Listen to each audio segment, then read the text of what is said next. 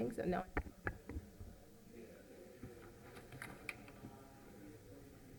West Palm TV, 30 seconds.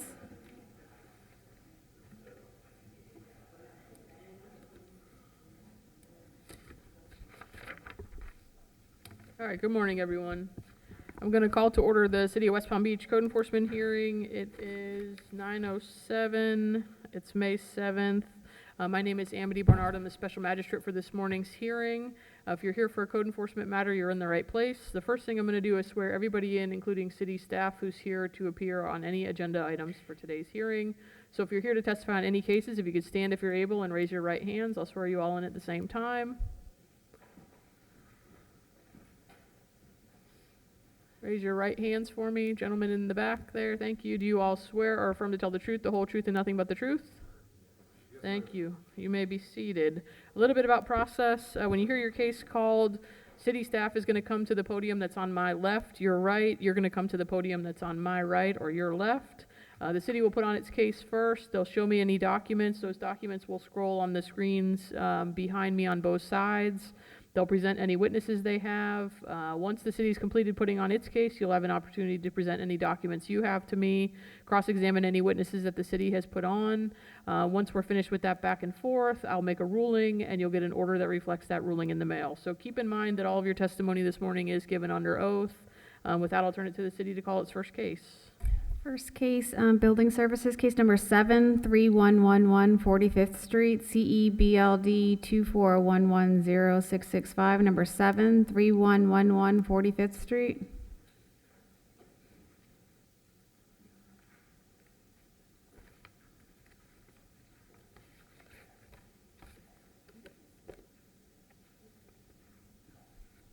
Good morning. 3111 45th Street.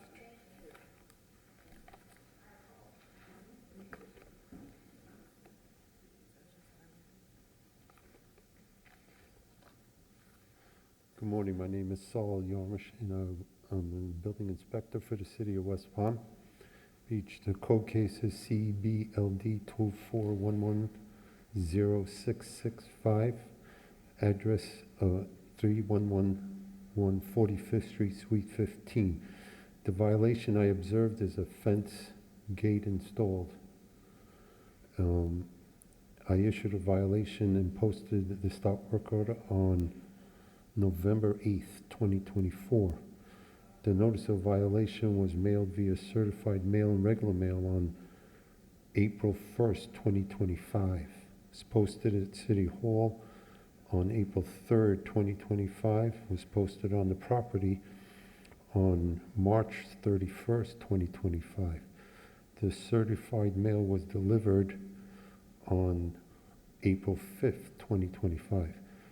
I observed the fence gate of the rear property was closing off the access to get around the building. The pictures being depicted are shown truthfully, accurately depict an alleged violation and reflect that I am testifying to. Permits and inspections are required for the work I observed and for what is displayed in the pictures shown. Permits for the fence was applied for but has not been issued.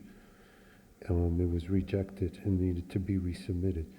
Inspections have not been performed. Included in my file is a copy of the notice of the violation affidavit of posting. I have had contact with the owner contractor. The results that they stated that they will work on it. The city recommends 60 days to comply and $50 per day after that.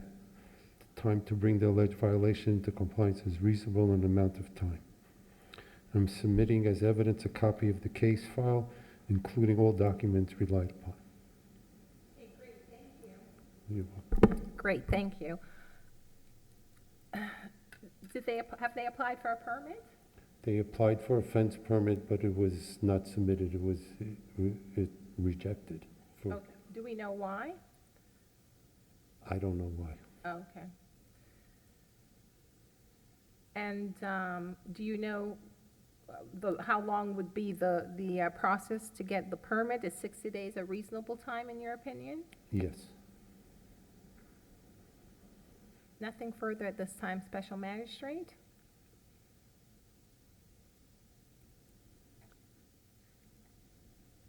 And I guess as she's scrolling through the photos, can you show me when she gets to the fence and the gate that you're talking about?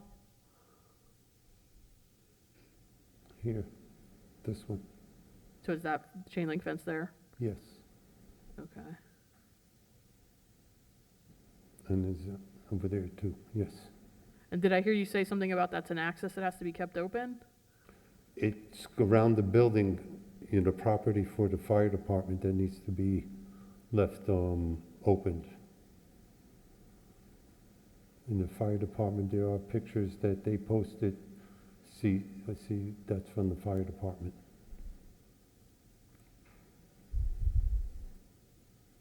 Okay. All right, your name, ma'am? I am Ola McLean, on behalf of Blake Esty Plaza. And your counsel, correct? Correct. Okay. And who's with you? It's, my name is Sharnette Thompson, owner. Okay, great, thank you.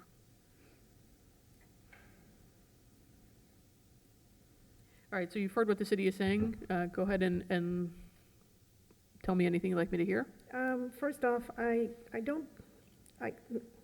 if I'm mistaken, I don't believe we're here on the fence. However, I can speak to the fence, so I'll go ahead and proceed. Okay. But, in terms of the You're fence. saying you have another matter on the agenda, is that?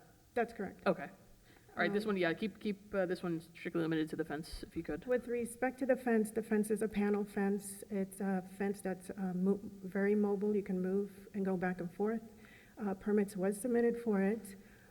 There was a partial approval on the fence if you actually go into the permit, the database Mm-hmm. that you're able to have access to.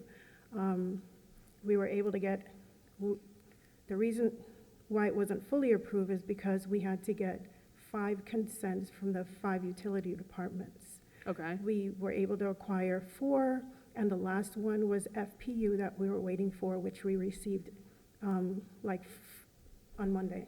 Okay, so I you're have getting, submitted it, so it's just, we're waiting. okay.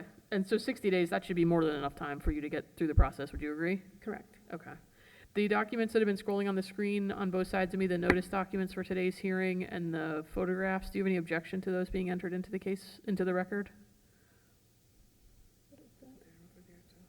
That's not, but those are not, they're not pertaining to the fence, so yes, I am going to object.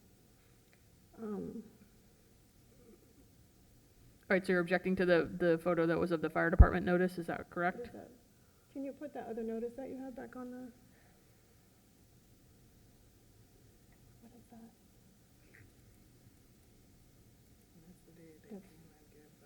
Those notices are not for the fence. Can you scroll up a That, tiny bit? I'm here on another matter, and Well, that one right there, the second bullet says fencing and gates, so I presume that that's why that's included, but understanding your objection, I'm going to admit it just because there is reference to the fence, but I understand there's some other issues going on that may also pertain to. right.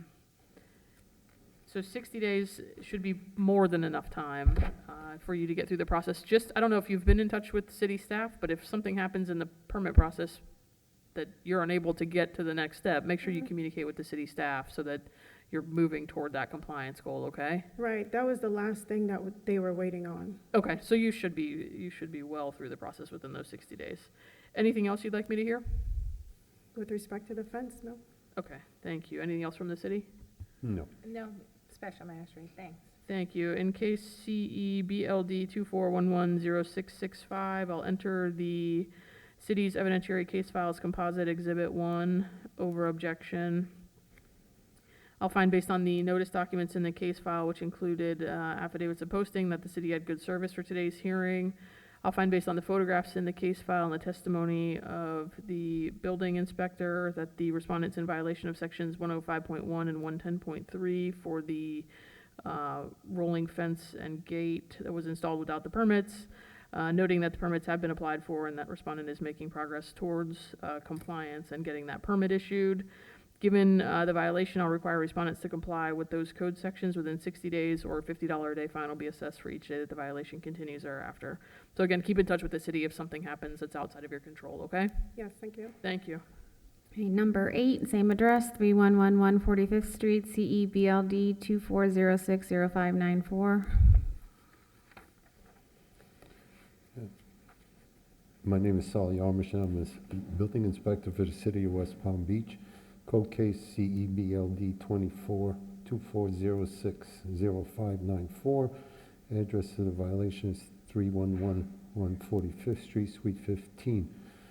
The violation I observed is an exterior structure built on pilings and an aluminum structure also installed.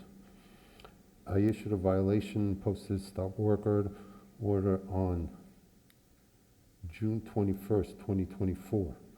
The notice of violation was mailed via certified mail, regular mail on April 1st, 2025, was posted in City Hall on April 3rd, 2025, was posted on the property on March 31st, 2025. The certified mail was delivered on April 5th, 2025. I observed an exterior structure on piling and the installation of an aluminum structure without a permit or inspections. The pictures being shown truthfully accurately depict the alleged violation and reflect what I'm testifying to. Permits and inspections are required for the work I observed for what is displayed in the pictures shown. Permits have and have not been applied for. The reason there's 2 violations. There was one for the structure, like a tiki-like hut, and an aluminum fence. They applied for the tiki hut, but they did not apply for the aluminum structure. So but the tiki hut was not issued. It was rejected also, needed to be resubmitted. Not sure why.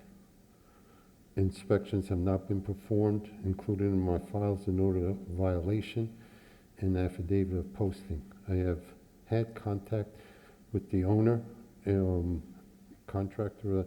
The results are they are working on it. The city recommends 60 days to comply and $50 per day after that. The time to bring the alleged violation into compliance is reasonable amount of time.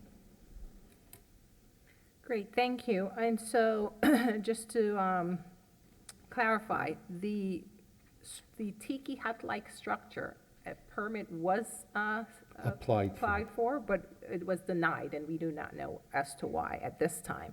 Yes. The aluminum structure that was not applied for, can we see that more as soon as the pics come up, please? Right there, What yes. exactly are you referencing? That whole structure, And a permit was not applied for? no. And a permit is required under ordinance? Yes. Is that correct? Okay. And you believe 60 days is reasonable and sufficient time to get the permits applied for and issued on the aluminum? I have, Structure? it just, yes and no. It's not enough if they were to start right now, but they've had almost a year to do it, is my issue. Okay, And I don't know what, they kept telling me they were gonna work on it, and they're aware of the rejections of the permit, because I know we spoke about it, and they just ignored it. It looks like it was just ignored.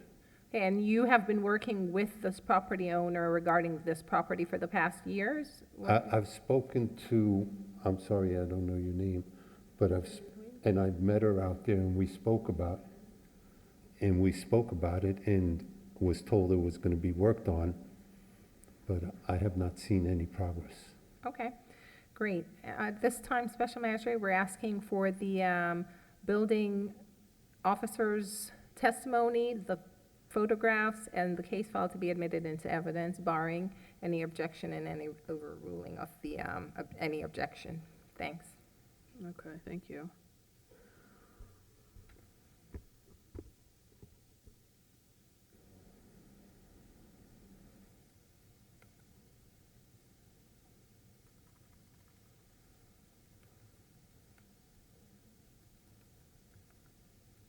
All right, if we could just, yeah, whatever is remaining that we haven't seen.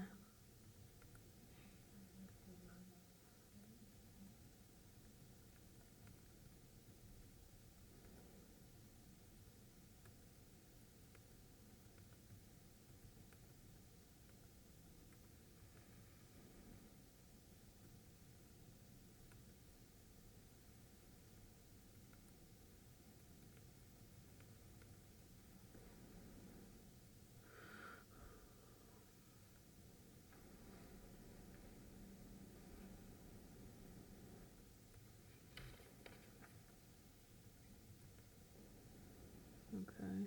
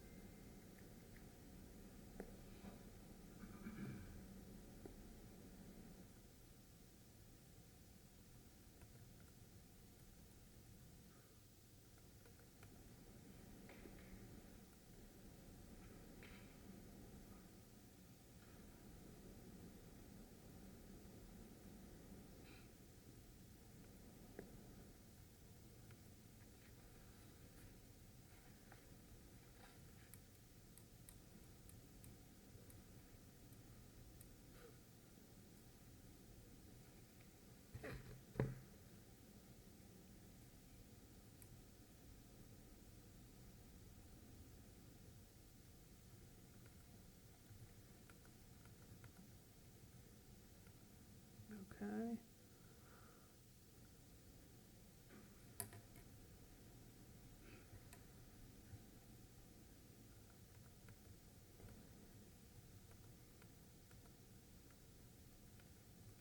Okay, thank you.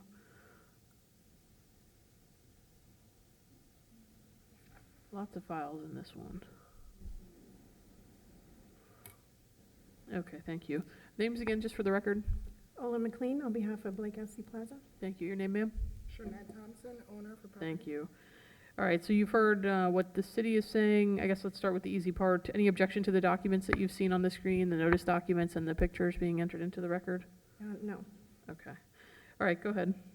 Okay, I would like to say that, yes, I did meet with Saul earlier this year Mhm. for me to get some clarification as to what exactly they were looking for, because by phone alone, it wasn't clear to me. So when we went out there, he made reference to the tiki structure, and at that time, it's when he pointed out the awning structure, which is what he's referring The to. aluminum As the structure? aluminum, yeah, because I Okay. wasn't clear on that. So since then, with respect to the tiki structure, there's a number of adjustment or changes that has to be done to it, so it's not going to be done in 60 days. So if, in terms of time, we would request more time. We are, Is it, before you continue, is it adjustments to the structure itself or adjustments to the application documents? the documents require that we make changes to the structure in Okay. order for it to go through. So in order for them to do that, we have retained, and I do have an extra copy for you, because I have 2 copies. It's a copy of a contractor that was recently retained because there's multiple contractors on this particular structure. Additionally, there's another contractor that's dealing with the awning structure, and they are the original ones that put in the structure, and they have the documents to submit the permit and get that approved. So my request, if anything, is if we can separate the two, because the two are different, they were not installed at the same time.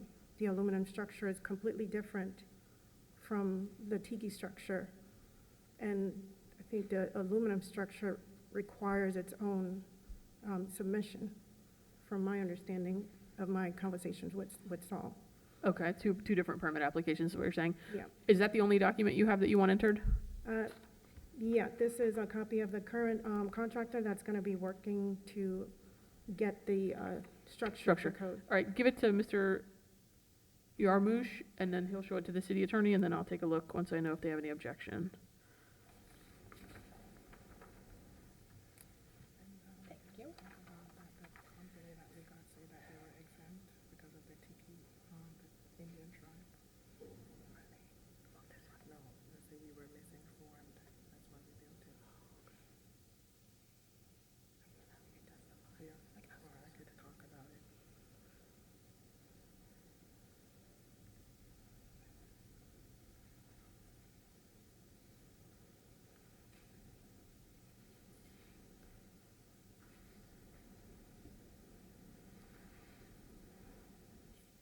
Thank you. You can do it. You Yeah, can if I could take a it. look. Any objection from the city? Excuse me? Any objection? No objection. Okay, thank you. Thank you, Mr. Yarmouche.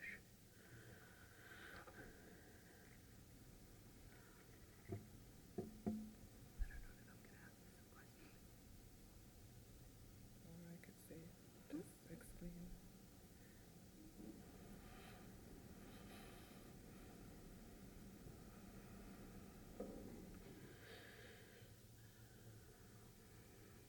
All right, with that, I'll enter, just so the record is clear, I'll enter the city's evidentiary case files composite exhibit 1 without objection, and then I'll enter this exhibit, which I'll mark R2. The city can keep this copy. I'll mark this as R2. I'll enter that,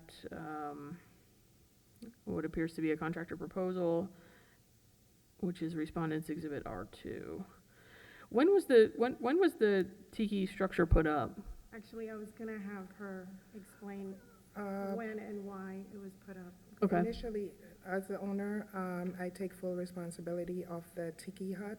And originally, when we spoke to the person that built it, he told me that there was no permit required, that he was an Indian tribe and tiki hut was exempt. Additionally, I also Googled it to make sure, and I did see that, but then it got built. Thereafter, when we found out the information was incorrect, that's when we started, I had one of our contractors submitted the permit. Again, it was incorrect because, again, it was not, I guess, a tiki. Now it's considered a gazebo. So it's been like up and downhill since, and problematic since it was installed. When did So- you submit the permit first to the city? Upon getting the letter from Saul, it was pasted on the building. And when was that? That was, The notice of violation, I think, was in June, that was originally issued. so you submitted the permit almost a year ago? It's been a lot, to be honest, I don't recall, but it's been a while, but it's been a lot of back and forth with me communicating with a contractor and him sending me notes. It's been a lot, and I also witnessed the notes because he emailed them to me back and forth, and it's been a lot of different notes between the city and him, asking him to correct, and each time he has been there to do corrections, but it's been a lot of back and forth. Okay. Does the city know when the permit was first applied for? I don't think I could check that out right now. On my information, it could be looked up online when it was first applied. I don't have that information. But you with think me. it goes back that far to your first inquiry with her, back to June? No, I posted, at that time, there wasn't a permit applied for, so it might have been applied within, I want to say about 60 days, they might have applied for a From permit June, after so that, from June. July, August, or Yeah. September, something around there, okay. Yeah, because initially I had to call the person that built it to let him know that he gave me incorrect information. And I was like, well, can you do the permit? And he kept on giving me the back and forth, so I had to take it on hand and hire somebody else. Okay, And also, again, since it's not considered a tiki, it's now a gazebo, now I have to hire another vendor in that specializes. yeah, there's a very limited exception for those tiki huts, Yeah. there's not many, most people get told that falls within that exemption, but most are not actually that.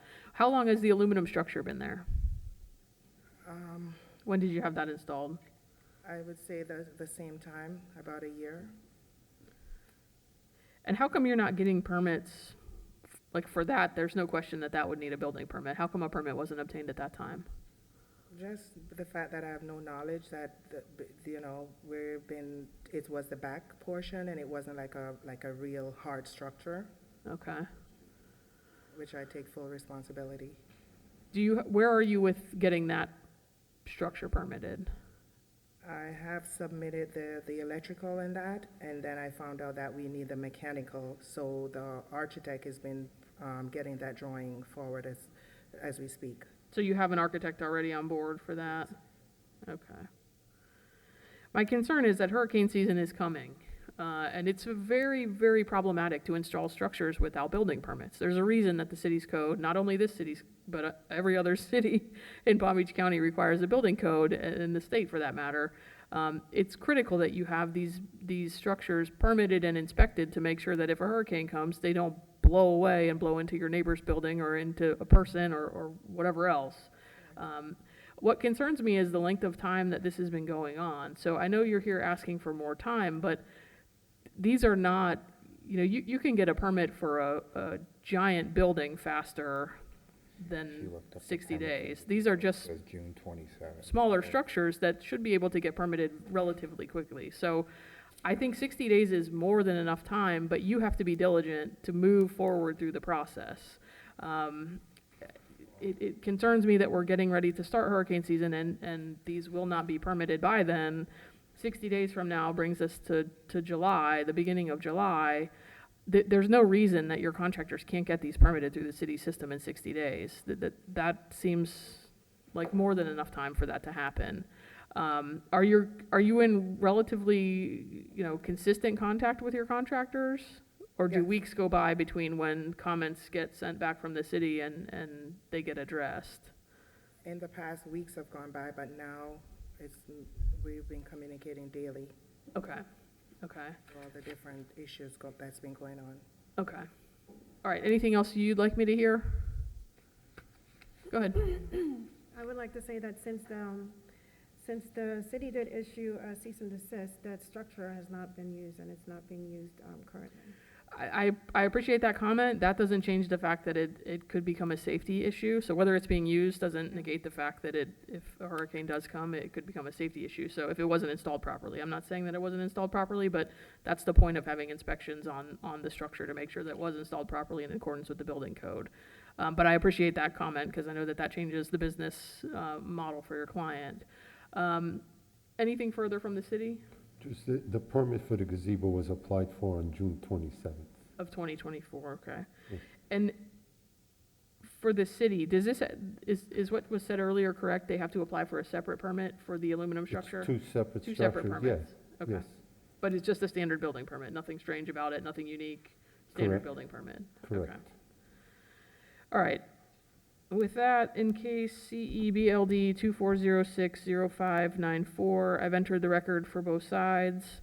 I'll find, based on the affidavits of posting in the case file, as well as the certified mail delivery confirmation, that the city had good service for today's hearing. I'll find, based on the photographs in the case file and the testimony of city staff, that the respondent's in violation of sections 105.1 and 110.3 for the tiki hut-like structure and also the aluminum patio covering structure that were installed without required permits. I'm going to require a respondent to comply with those code sections by obtaining both permits within 60 days, or a $50 a day fine will begin to run on the 61st day and continue until the violations are cured. So be diligent with your contractors, keep on them. 60 days should be more than enough time, but your contractors have an obligation to respond timely and to move through the process, okay? Yes, ma'am. Thank you. Thank you. Number 13111 45th Street, CE 25023392.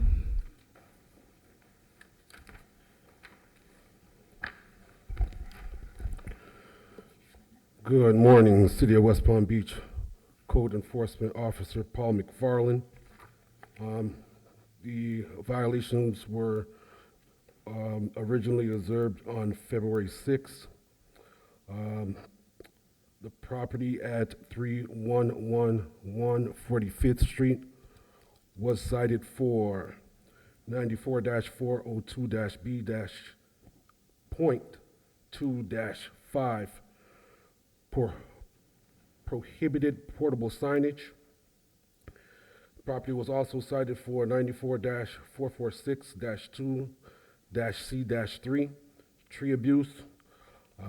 Trees have been severely cut. Excuse me. Property was also cited for 94-448-D-1 tree alteration permit. Tree may be in need of replacement due to the severe cutting. And last but not least, the property was also cited for 94-446-2-B-3 hat racking prohibited. The property, as well as City Hall, was posted April 17th. Certified mail and regular mail was sent March 28th. Certified mail was signed for April 29th. I've been in contact with the representative and also the property owner in regards to the violation. They have since provided me with an arborist report outlining the condition of the trees. City is accepting that arborist report to satisfy the tree abuse and the tree alteration permit. However, that report does support the hat racking violation, and the prohibited signage still remains. With that being said, city is recommending 15 days to comply the prohibited signage, or $100 a day until compliance is achieved. City is also requesting a one-time fine of $200 per tree, totaling 15 trees that were hat-racked on the premises. That would be totaling $3,000. That would be a one-time fine for the hat-racking violation. What was the total you said? $200 a day, total $3,000. 3,000, thank you.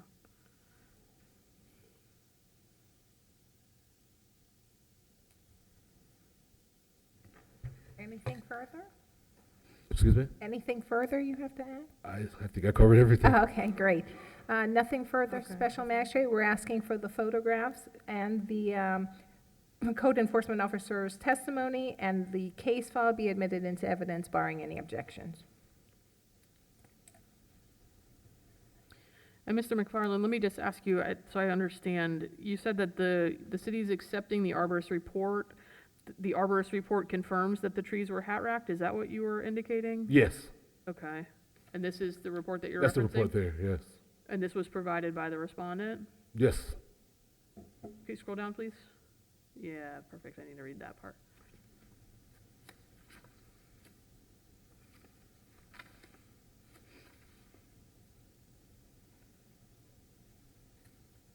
And that's where the 15 total trees is coming from? That the fine amount you're seeking is for the live oaks that are referenced there? Correct, Magistrate. Okay.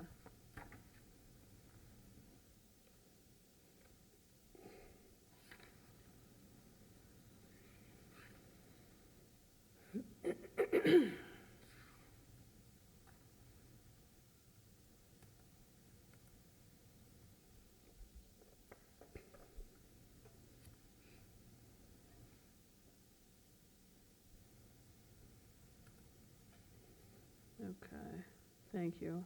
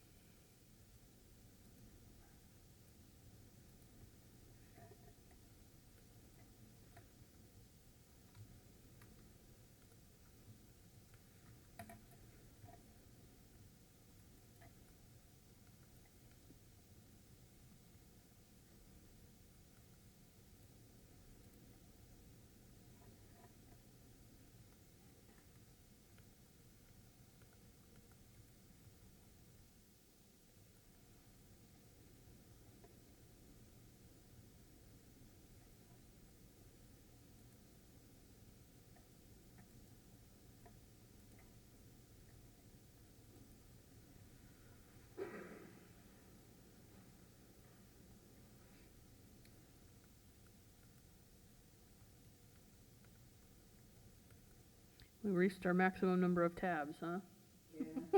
Are you- If you could just, I'm sorry, but to ask you to open all of them, but if you could just show them all since respondents are here and just so we see everything that's there. I know it looks like there's a lot in this one. It looks like the certified mail was sent to a bunch of different places. Magistrate, I also wanted to include, there was an email attached from the city's arborist as well. I saw that just popped up that's from Ms. Kapner. Yes, Yeah, I she's saw that also just- supporting the hat racking violation as well. Okay. Okay. Was there a posting affidavit in there? Yeah, it was posted twice.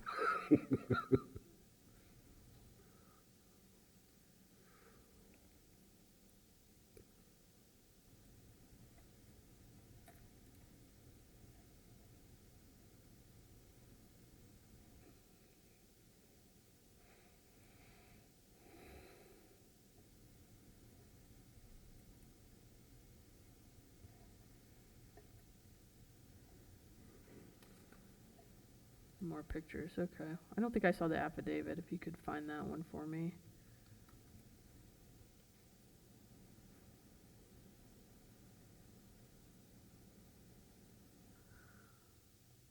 Go towards the bottom on it.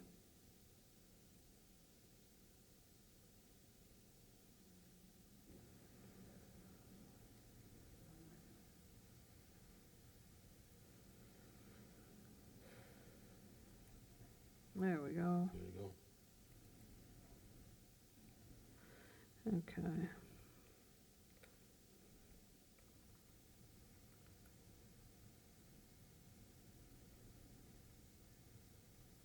Duplicate, okay. Is that everything having been clicked on or opened?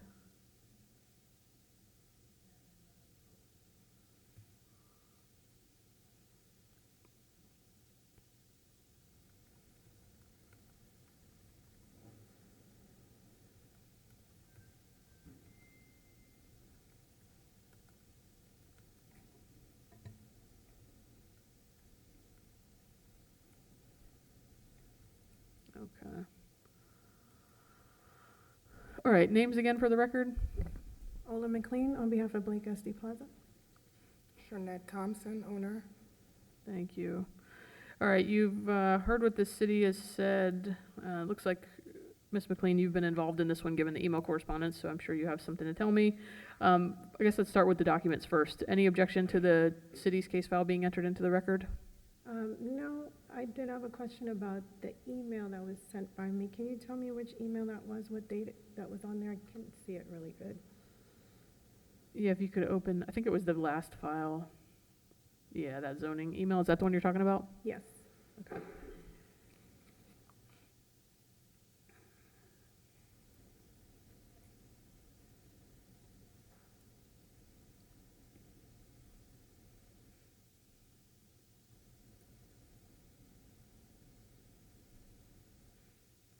Is that what you're looking for? March 14th? Okay, no, well, I have another email that I actually would like to address. Okay, we'll get to that. Any objection to the documents in the city's case file? No. Okay, go ahead. Okay, so, in terms of the arborist report, I know the city is using it to support hat wrecking, but the reason we, retained the arborist is to support the fact that the trees did not need to be cut down. After reviewing the violation notice and communicating with Mr. McFarling, he stated that, and it's in the email that I'll be providing to you, and I'll also show it to him. It says that the owner will need to obtain tree alteration permit. All hat rack trees on property will need to be replaced. So then I question the fact that whether or not it needs to be replaced, because replacing is essentially cutting the trees down. Mm-hmm. So then he further stated in the same email, as you can see, there's a number of trees that have been hat racked. This is why the city is requesting to obtain a permit to replace these damaged trees. Now, the arborist report was obtained to support the fact that the tree was not damaged severely to to request or to require the owners to obtain a permit to cut the trees down. And this arborist report also does support that. Now, with respect to the live oak trees, he provided a number of recommendations for example, for the tree to not be cut for the rest of this year or until next year, and of course, fertilization, etc. Now, with that being said, the sable palms are near the electrical lines. Now, if you review the surveys and site plans for the property, there's a number of easements on the property, and the sable palms are near the FPL or next energy power lines. So what I'm trying to say is there are times when they also come out and they send their subcontractors to cut trees that are to maintain it, to keep it from going too high or from crossing the lines. And they do have some lines that are coming down if you look at the picture near the sable palms. Now, in terms of my client did not provide authorization to hat rack any trees. They did request that the trees be trimmed down and cut in order for safety purposes, because there is a lot of trees in the property. There's some trees neighboring the other building, which is not their building, the internal medicine area. And those trees during the fall, coming off of the hurricane season, they actually drop a lot of trees. And it is a safety issue for people walking because there's a lot of trees on the ground. Tree leaves on the ground. So that's the reason why they had it trimmed. Now, in terms of hat racking, that's not what they provided authority for. Additionally, some of the other trees that are named are within the boundary lines of FPL, and they actually, again, sent someone out, and my client can speak to it because they actually saw someone come to the property actually right after the notice violation was issued, and they were also cutting the trees that were already cut. Okay. So in terms of the $3,000 that the city is trying to impose on my client for a fine, I think that's a hefty fine, particularly since my clients are the one that has to do the remediation work on the trees, and for them to hit them with a $3,000 fine, I mean, unless they're going to be coming out and taking care of the tree, then I don't believe that the $3,000 fine would be beneficial for my client. Okay. Let me ask Mr. McFarland, the sable palms, what is the issue with the sable palms? Sable palms? Yeah, she's saying that FPL cut those trees, but, and I think I Anything heard you that's say- under a power line is not included in this case. So sable palms, I don't even have pictures of the sable So palms. that's not an issue in this case? No, I don't know where There are these sable- sable palms are coming from, There's sable but palms in- she's correct with what she's explaining. FPNL has the right to cut back any type of tree, whatever it may be, to make safety for power lines.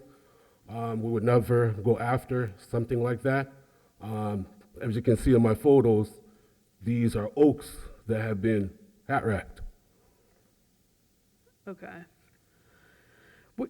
Did your client hire a landscape company to do the trimming? Yeah. Okay. It's Magistrate. And what your attorney said is that they weren't authorized to hat rack the trees, but they did hat rack the trees, so just because you didn't tell them to hat rack the trees doesn't mean that you're not responsible for the work that you hired them to do. I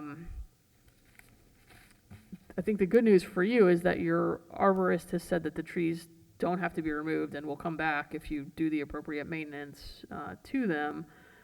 But that's a lot of trees to take all the leaves off of. It surprises me that was it a landscape company or was it just a guy with a chainsaw?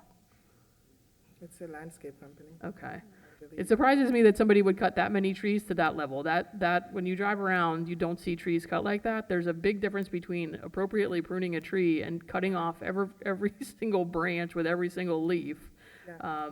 So I that's pretty severe cutting is my point to you. I'm not trying to make light of it. It's just, that's very severe tree cutting. I did call and advise them that I got in trouble the way they cut the tree. He was just letting me know that they did it, the fact that the other trees in the back were cut by FBNL, so they were like doing the similar or probably helping, but I did advise that we can no longer do that. Yeah, that's what I wanted to make sure you understand going forward. I You do may want to understand consider a going different forward. landscape company because Yeah. that is not the appropriate way to prune trees or to cut them back. And those are big. I don't know how old the trees are, but those have been Yeah, there a long they're while. pretty big oaks. Yeah, they already been growing, have all leaves. I forgot to take the pictures, but if you They're look at coming them now, back. you don't Yeah. even know that they were cut. Yeah. I want to touch on the regrowth of the tree. Mm-hmm. Of course, every tree is going to grow. It's going to grow back. But what's going to happen is it's going to start shooting off of the hat rack limbs, which in turn is going to lollipop your tree. So the canopy for that tree is essentially gone now. And that's Yeah, does what that my make sense what concern he's is. saying? Yes. So that grows back leaves, but the old canopy of the tree doesn't ever grow back the same way once they're cut like that. That's why the city, and that's why a lot of jurisdictions have prohibitions on hat racking, because canopy trees are important for a lot of reasons. I understand you were having trouble with leaves, but Right. let me ask the city, Can I say something? go ahead. With respect to the dieback wood and the dead wood, the arborist report does provide, that it can't be cut off at a certain time so that trees or the leaves can grow back in that area. So it's mentioned in there. Okay. What, you said you had an email that you wanted to enter into the record? Yeah, it's the email that I read about the recommendation to cut the tree because they were hat racked. But again, we were getting the report to support the fact that the tree doesn't require being cut. Okay, give that to Mr. McFarland if you will, and he'll give it to his attorney, who will look at it before I do. And can the city keep that for its file? Yes. Okay.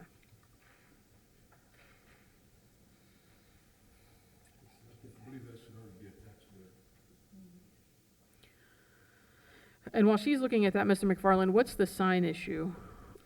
The portable sign that's been by the roadway on the 45th Street corridor there. Can you show me in a picture where that Gotta is? keep going, it's in there.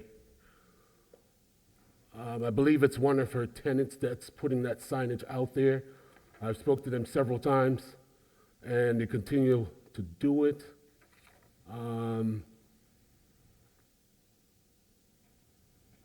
So it needs to be taken up and not put back out again. What is it, like an A-frame sign or something? It's what we call a feather sign, Oh, okay. Oh, right okay. there, that one. There you go. Okay. You're aware of that sign, and you understand that that can't be there? Yes, I'm aware. In addition, Mr. McFarland has spoke to me on numerous occasions where I have assisted him in regards to that sign is on 45th Street, and a lot of political signage has always been there. And I've actually have my guy that I've hired to remove these signage on a daily basis or weekly basis that is not from my source. And Okay. I've been working with him in regards to that. Okay. Paul, thank you. Any objection, Madam City Attorney, to that additional document? No special magistrate. All right, and Ms. McLean, you didn't have any objection to the city's case file, is that correct? No, that's fine. Okay.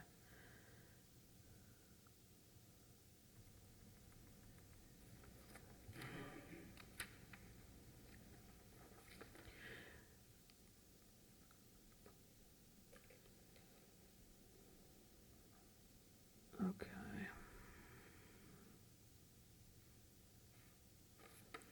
All right, with that, let me enter in case CE 25023392. I'll enter the city's evidentiary case file as composite exhibit 1 without objection, and I'll enter respondents' email correspondence of February 24th, 2025 as exhibit R1 without objection. Excuse me, R2. Okay. So the sign issue is pretty easy. Have your tenant or whoever sign it is remove the sign. 15 days should be plenty of time to get that pulled. Did you just pull them out of the ground, right? It's, Yes, Magistrate. okay. What does the city's code allow in terms of fine for tree abuse or hat racking, rather? Typically, I request $250 for each hat racked. Okay. But I did bring it down to two. So we can impose a one-time fine. I mean, it can vary. So the maximum that the city's allowed to charge by code Yeah, is it's $250 $250. per tree? Okay. Yeah. Okay.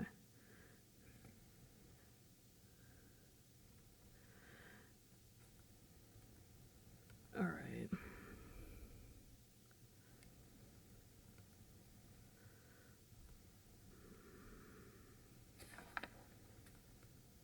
So they're not asking me to fine you the full amount, which is pretty typical, not just in this jurisdiction, whatever the code allows for hat racking. What did you have to pay for your arborist? It's on the report. Yeah. 425. 425. $425, okay.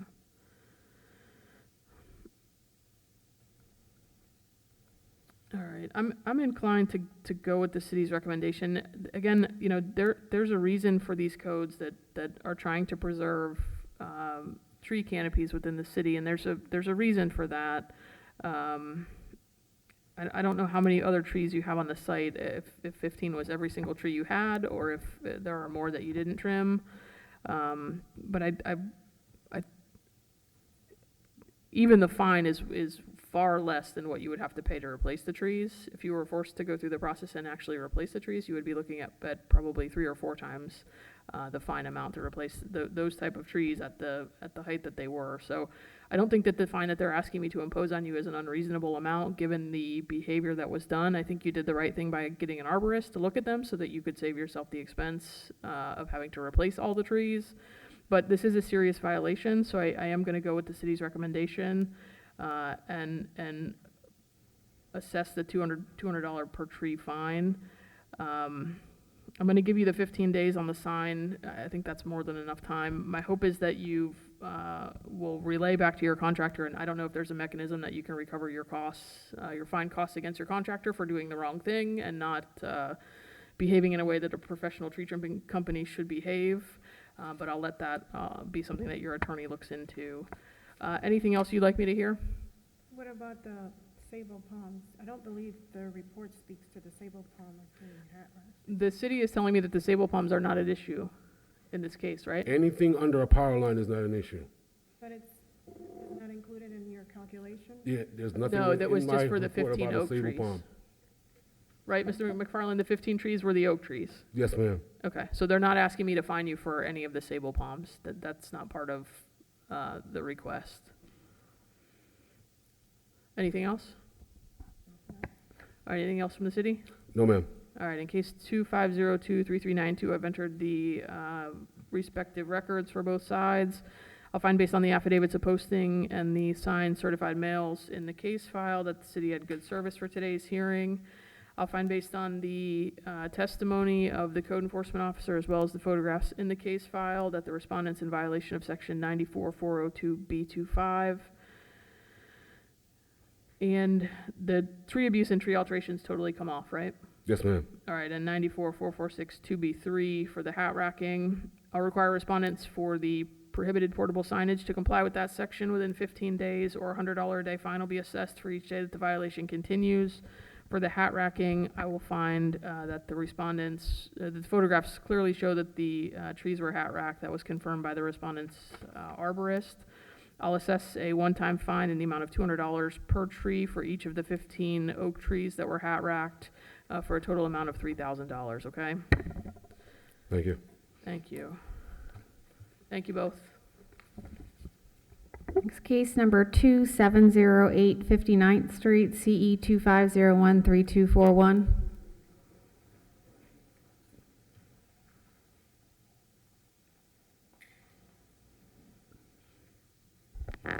Good morning. My name is Sonia Bin, City of West Palm Beach Code Enforcement. This case was originally cited by Code Officer Robert Watkins. I have completed the reinspection and I'm presenting the findings today. This property was cited on January 22nd, 2025. The notice of violation was posted at the property in City Hall on January 23rd, 2025, and was received on February 3rd, 2025. Certified mail was sent on January 23rd, 2025. During several reinspection prior to today's hearing, I observed that the vacant lot had a large area lacking sod. The property was originally cited for unpaved parking and for failing to maintain landscape area with grass as required. As of my most recent field reinspection, the property remained out of compliance due to missing sod in the required areas. The property was cited for the following codes: 94-442C1 and 94-482A on paved parking. The photos presented today are accurate and depict the cited code violation. This morning, I have made contact with the property owner's son. Based on our conversation, the property is in compliance. I have no evidence of the property currently in compliance. However, upon my last inspection, the property remains out of compliance with code 94-442C1. The city is requesting an additional 30 days for the property to gain compliance, or $100 per day until compliance is achieved. Thank you. How many days? I'm sorry? 30 days. 30 days. And your testimony is that the property owner's son is stated this morning that the property is in compliance? Correct. Or when are you anticipating going out to confirm Soon. compliance? Yes, soon. Can we get a time frame on this? I could do it today after the okay. hearing. Okay, within 3 to 5 days. And you believe 30 days is a reasonable time if not in compliance? Correct. Nothing further, Special Magistrate. We're asking for the code enforcement officer's testimony, the photographs, as well as the case file to be admitted into evidence. All right, and you said that 94-482A complied? Yes, Okay. And you verified that one you're complying out? correct. Okay, very good. Is the respondent present? Are we done with Not the anymore, no. Oh, He's they not here. left, okay. Okay.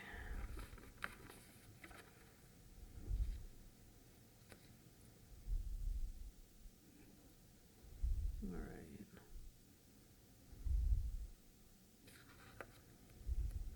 All right, and you had an affidavit of posting. Oh, and you got USPS confirmation on the, Yes. okay, perfect.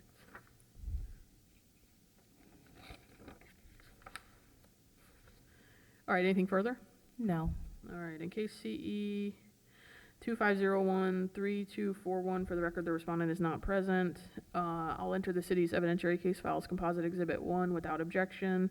I'll find based on the documents in the case file, which include the notice documents for this morning's hearing, which include an affidavit of posting and signed certified mail, that the city had good service for today's hearing.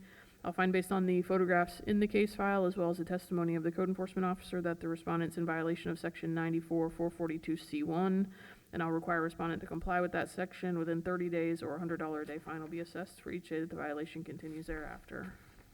Thank you. Number 3, 527 50th Street, CE 25013186. Number 3, 527 50th Street.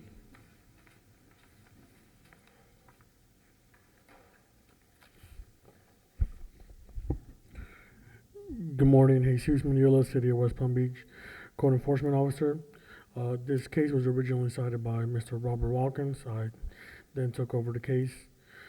The property at 527 50th Street was cited on 1/13/2025. The property is occupied. The violations discovered at that moment were 94-446-2-B-3, which is hat racking, which is still in violation. 94-442-C-1, landscape must be approved grass.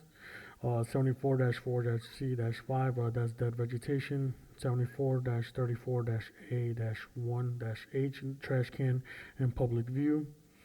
18-106-8, landscape maintenance.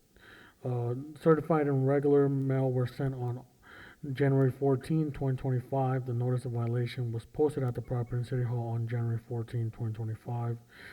The affidavit of posting was completed by Mr. Robert Watkins. The photographs taken accurately and truthfully depict the violations I observed. I did have contact with the property owner. As of yesterday, the property is still in violation for hat racking. The city is asking for a one-time fine of $250.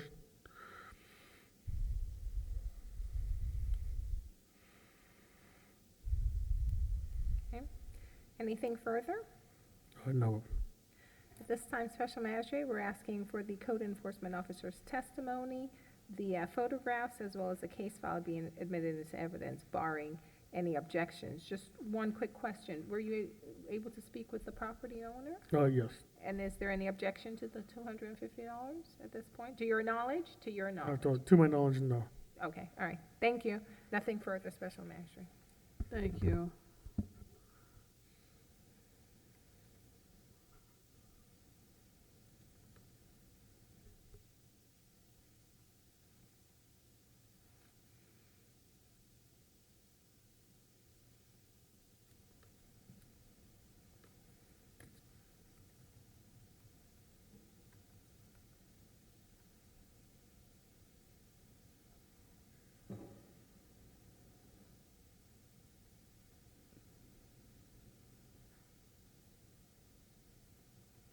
All right, thank you.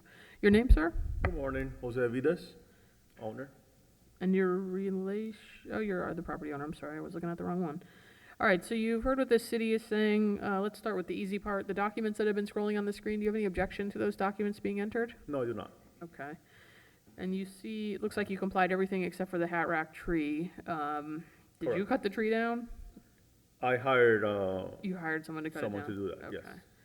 And you just heard my prior case, so you understand why that's not a good idea to cut it down that way? I do understand. Okay. I was not aware that it would be so dramatically cut. I mean, it's right by my roof, the branches, and previous to that, we had a pretty bad storm, and I was afraid that that branch would fall on my roof, which is why I went that route. Okay. Let me ask the city, you're asking me for a one-time fine, but does he have to remove that? No. Officer Watkins didn't cite for him, but we did discuss privately that he would have to remove it.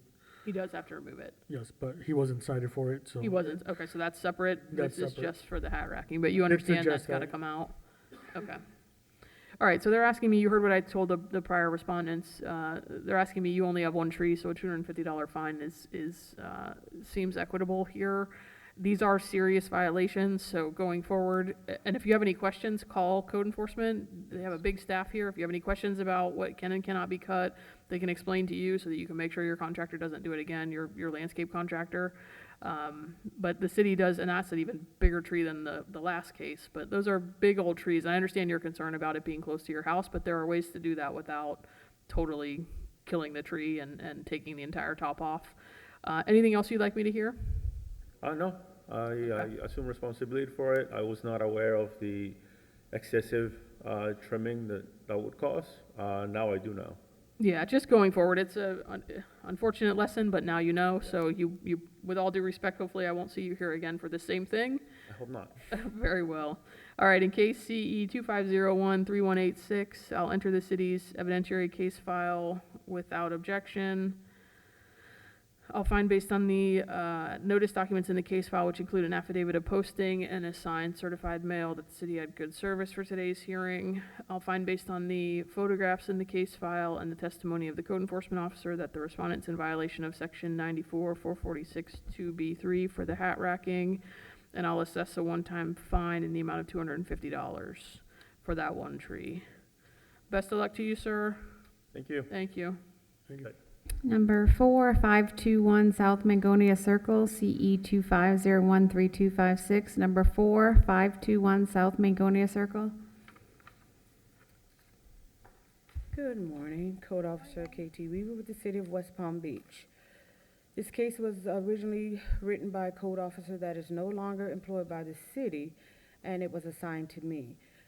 Some of the photos of the property were taken by me, which accurately and truthfully depict the violations observed. During my investigation of the property, which was the initial violation was initiated on January the 23rd of 2025, citing the following violations. 18-103-B, the condition of the structure, which has been complied. 34-102-A, junk abandoned vehicle, which has been complied. 34-102-B, inoperative vehicle, which has been complied. 78-6-5, numbering visible, which has been complied. 94-485-A, use of parking loading areas, which has been complied. Section 34-102, inoperative vehicle declared to be a public nuisance, has been complied. The only remaining violation is 18-106-A, clean and sanitary. The notice of violation was posted at the property and City Hall on April the 22nd of 2025. The affidavit of posting was completed on April the 22nd of 2025, and a copy was placed in the case file. Certified and regular mail was sent to the mailing address listed on PAPA on March 9th of 2025. The certified mail was returned. I revisited the property on May the 6th of 2025 and observed the property still in violation of 18-106-A. Reinspection photos were taken on May the 6th of 2025 showing the remaining violation. They were uploaded to the case. I've had contact via email yesterday and spoke personally with the homeowner on this morning, who is requesting, and the city is in agreement with, 60 additional days to comply, or $100 a day until compliance is achieved. Okay, great, thank you. Nothing further, Special Magistrate. We're asking for the code enforcement officer's testimony, the photographs, as well as the case file to be admitted into evidence as the record, barring any objection from the property owner who's present.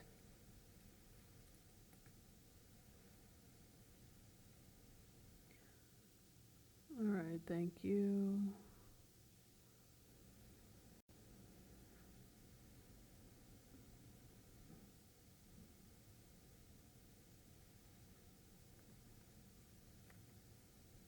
And Ms. Weaver, the violation is it the lights?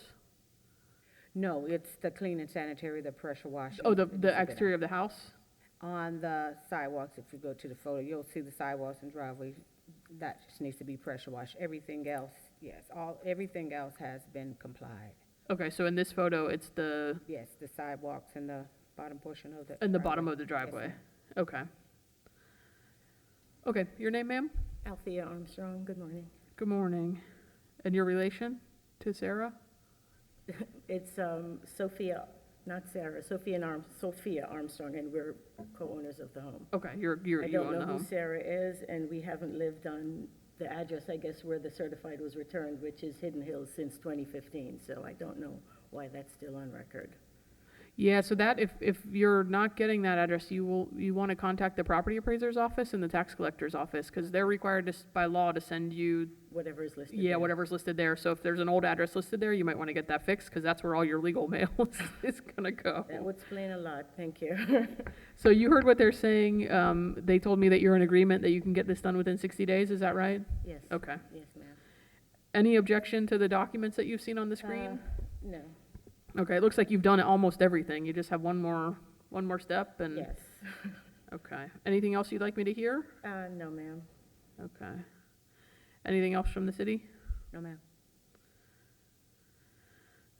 All right, in case CE 25013256, I will enter the city's evidentiary case files composite exhibit 1 without objection. I'll find, based on the notice documents in the case file, which include affidavits of posting, that the city had good service for this morning's hearing. I'll find, based on the photographs in the case file and the testimony of the code officer, that the respondents in violation of section 18106A.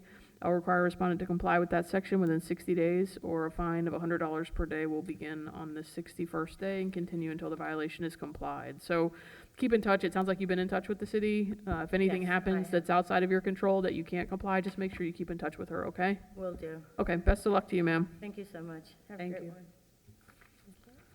Number 6, 956 30th Street, CE 25023387. Number 6, 956 30th Street.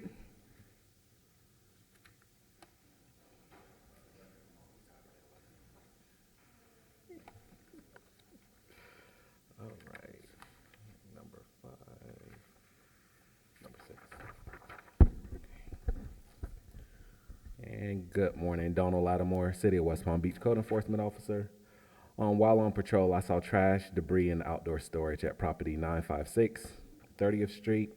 This property is occupied, and I initiated my investigation on January 30th of 2025.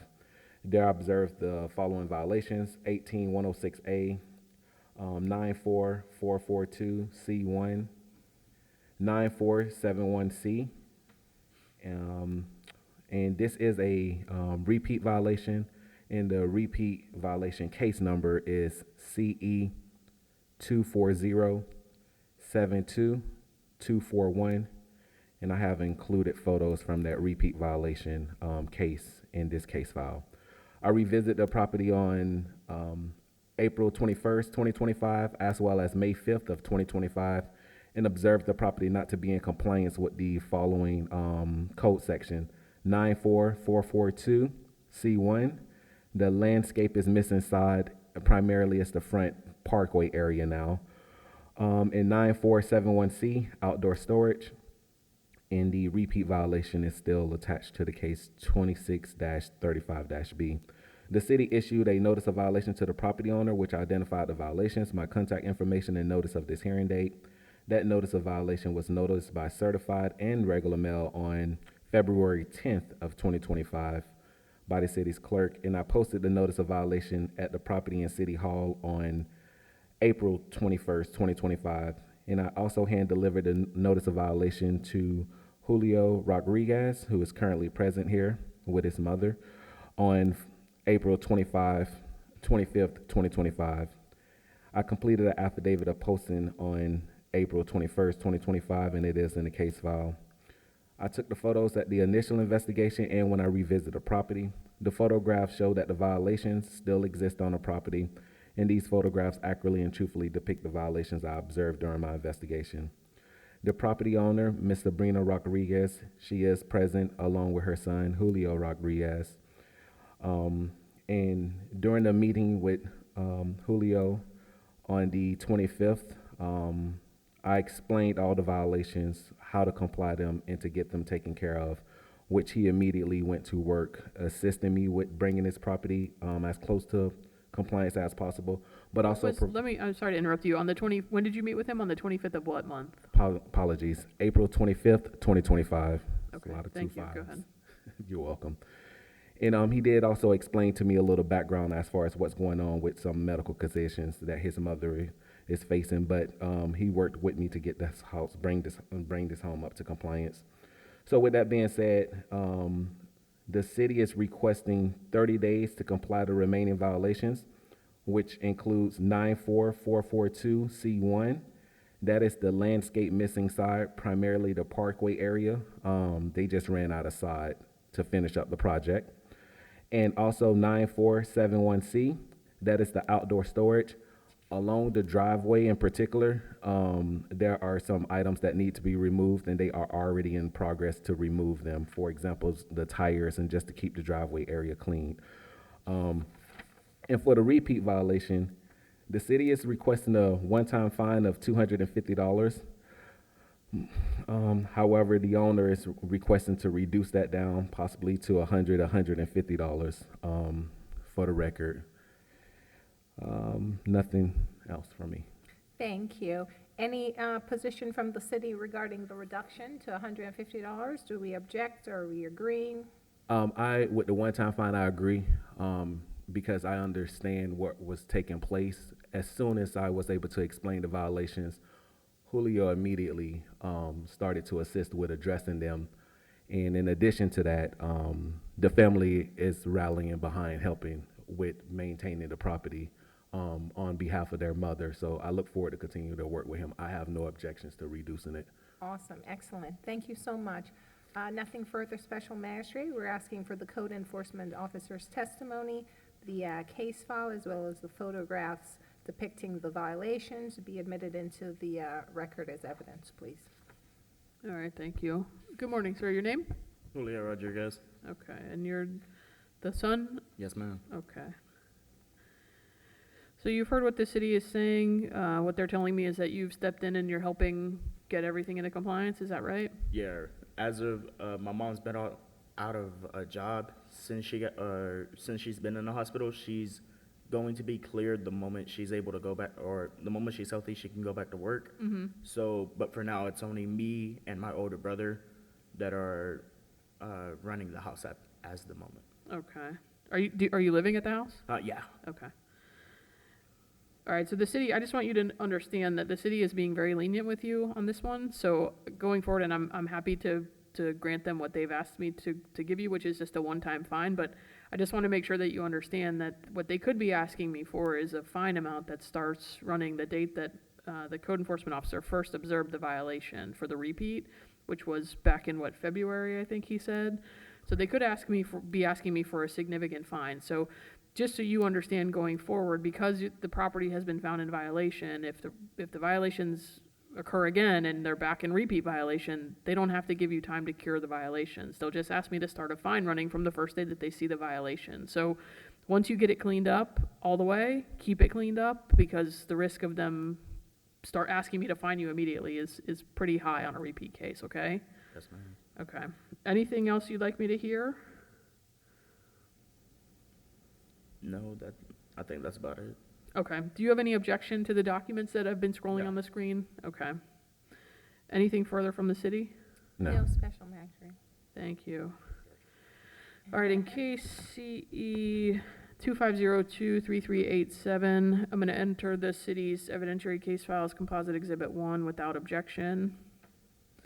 I'll find, based on the documents in the case file, which include an affidavit of posting, that the city had good service for today's hearing. I'll find, based on the photographs in the case file, as well as the testimony of the code enforcement officer, that the respondent's in violation of sections 94-442C1, 94-71C, and also that the property is in repeat violation of section 18106A.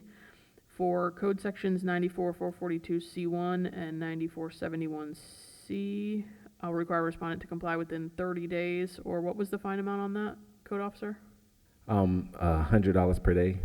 All right, in the event of non-compliance, so you need to get those two cleaned up within the 30 days. If you don't clean them up within the 30 days and get complied, make sure you call him when you're complied so that he can come out and take a look. But the fine amount will start running on that 31st day, okay? So make sure you communicate with the code officer so that a fine doesn't start running. For the repeat violation, 2635B, which is of code section 18106A, I'll assess a one-time fine in the amount of $150. Just know that going forward, their ask to me may be very different. So once you get it complied, keep it in compliance so you don't have to come back here, okay? Yes, ma'am. All right, good luck. Okay, lastly, number 5, 1011 22nd Street, CE 25023373. All right, last one. Donald Lattimore, City of West Palm Beach Code Enforcement Officer. While on patrol, I saw a home with a boarded window and vegetation growing out of the chimney at 1011 22nd Street. This property is occupied. I initiated my investigation on January 29th of 2025 and observed the following violations. 18102.3, repair and replace screens. 18103B, repair the rotten wood along the home. 18106A, clean and sanitary. 18106B, excessive growth. 18106K, landscape maintenance. There needs to just landscape maintenance. 22-441, renewing a rental license. 22-32A, renewing the certificate of use. 78-6-5, the address character visibility against the front door. And 94302A-4, repairing the damaged fence on the property. I revisited the property on April 3rd, April 15th, and May 6th of 2025. And during my observation, I observed the property not to be in compliance with the following code sections. All of them except 78-6-5. That's the only violation that has been complied, which is the address characters. All other violations are not in compliance. Great, thank you. The city issued a notice of violation to the property owner, which identified the violations, my contact information, and notice of this hearing date. The notice was certified by regular and certified mail on April 14th of 2025 by the city clerk, and I posted a notice of violation at the property and city hall on April 15th of 2025. I also completed the affidavit of posting on April 15th of 2025.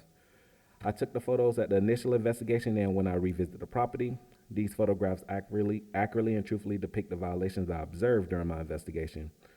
The owner of the property is not present, and I have not made contact with the owner or a representative.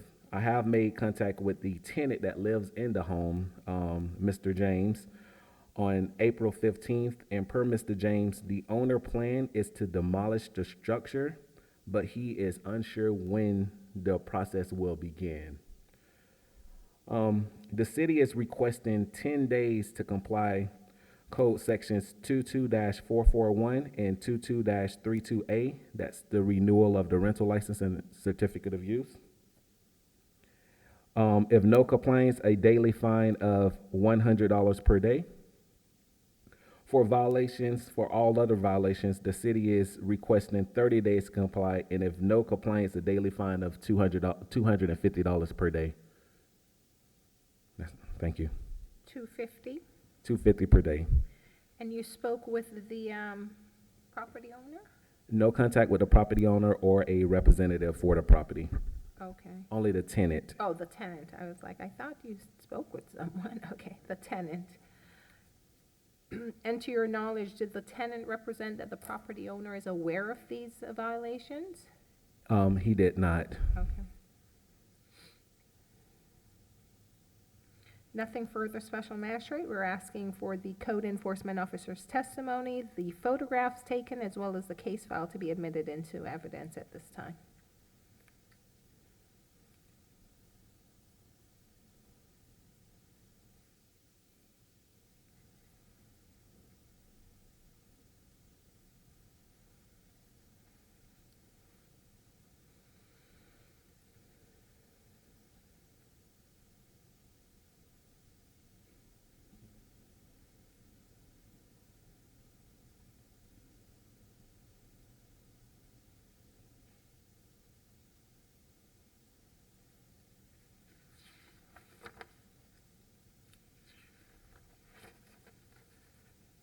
Someday I'm gonna figure out what moving through the network means, the USPS. All right, so you got signed, green card, and was there an affidavit of posting in there too?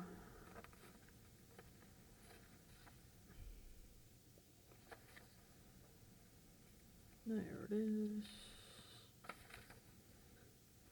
All right, thank you. In case CE 25023373, for the record, the respondent is not present.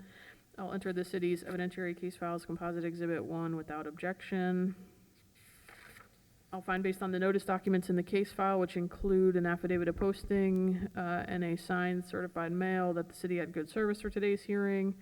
I'll find based on the testimony of the code enforcement officer as well as the photographs in the case file that the respondent's in violation of sections 18106A, 2232A, 18102.3, 18106B, 18103B, 22441, 18106K, and 94302A4. I guess let me ask you about that one, the fence and wall maintenance. Can you point me to that on the photo? Yes. Let's go with the reinspection photos. I really wanted to highlight on that. Not sure let me just make sure I see what exactly you're talking about. Not a there. problem. Go down. That's the posting photos. This will work too. It's all of them there. Yep, thank you. Is it a chain link fence that's down? It's a chain link fence right near by the driveway. The chain link fence have curved back, and the spot in front of the home is very tight. My primary concern is that the fence is rusted. It's a safety hazard. Keep going down. Oh, there, right there there, it okay. is. There. Okay, perfect. So that will remain, I find that the respondent's in violation of that final code section 94302A4. I'll require for code sections 22441 and 2232A that respondents comply within 10 days or a $100 a day fine be assessed for each day that the violations continue thereafter. For all remaining code sections, which include 18106A, 18102.3, 18106B, 18103B, 18106K, and 94302A4, that the respondents are required to comply within 30 days or a $250 a day fine will be assessed for each day the violations continue thereafter. Thank you. Thank you. And that's it for this portion of the hearing, right? Yes. All right, so I'll adjourn at 10:34 this portion.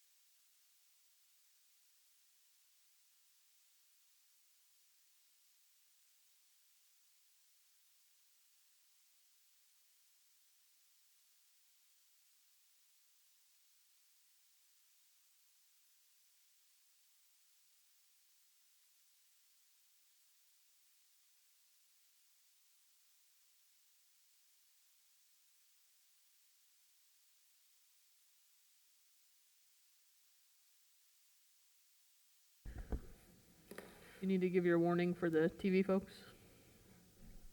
West Palm TV, 30 seconds, please. All right, good afternoon. I'm going to call to order the next portion of the hearing for the City of West Palm Beach. It's May 7th. It is 11:38 by Verizon's time. If you're here for a code enforcement matter, the first thing I'm going to do is swear everyone here who's here to speak on any items on this portion of the agenda. So if you're here for a code enforcement matter, if you could stand if you're able and raise your right hands for me, including city staff. Anybody who's going to be speaking, raise your right hands. Very good. Do you all swear or affirm? Ma'am, are you going to be speaking? Okay, thank you. Do you all swear or affirm to tell the truth, the whole truth, and nothing but the truth? Yes. Thank you. You may be seated. A little bit about process for this portion of the agenda. I should have said this when I started. My name is Amity Barnard. I'm the special magistrate for this morning's hearing.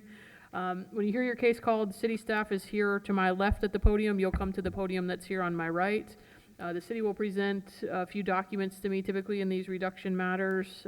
Then you will have an opportunity to tell me why your fines should be reduced. So typically they're called in the order that they appear on the agenda, but I'll defer to the city on that.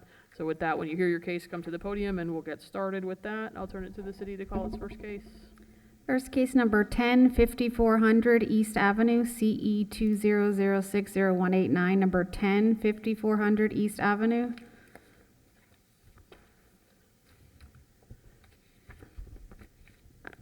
Is somebody here for that case? Officer Williams, City of West Palm Beach Code Enforcement. Agenda item number 10, case number CE 200600189. Case address 5400 East Avenue. This case was originally cited July 16th of 2020. They were cited for paint needed on the exterior, fence repair needed, as well as this was a repeat violation from case number CE 190-40432. This went to a special magistrate hearing September 16th, 2020. It was ordered for the fine to start as of June 16th of 2020. That ran for 931 days at $100 a day for a total of $93,100 and was complied January 3rd of 2023. Service in this case was achieved by way of posting and regular mail. This was done under the same owner, 3 cases under their ownership with code enforcement. So the city requests a reduction of the lien, and I do apologize that the lien amount is there. It was a bifurcated order, so that total lien amount was $173,700. So the city requests a reduction of that amount of 25%, which would be a total of $43,425.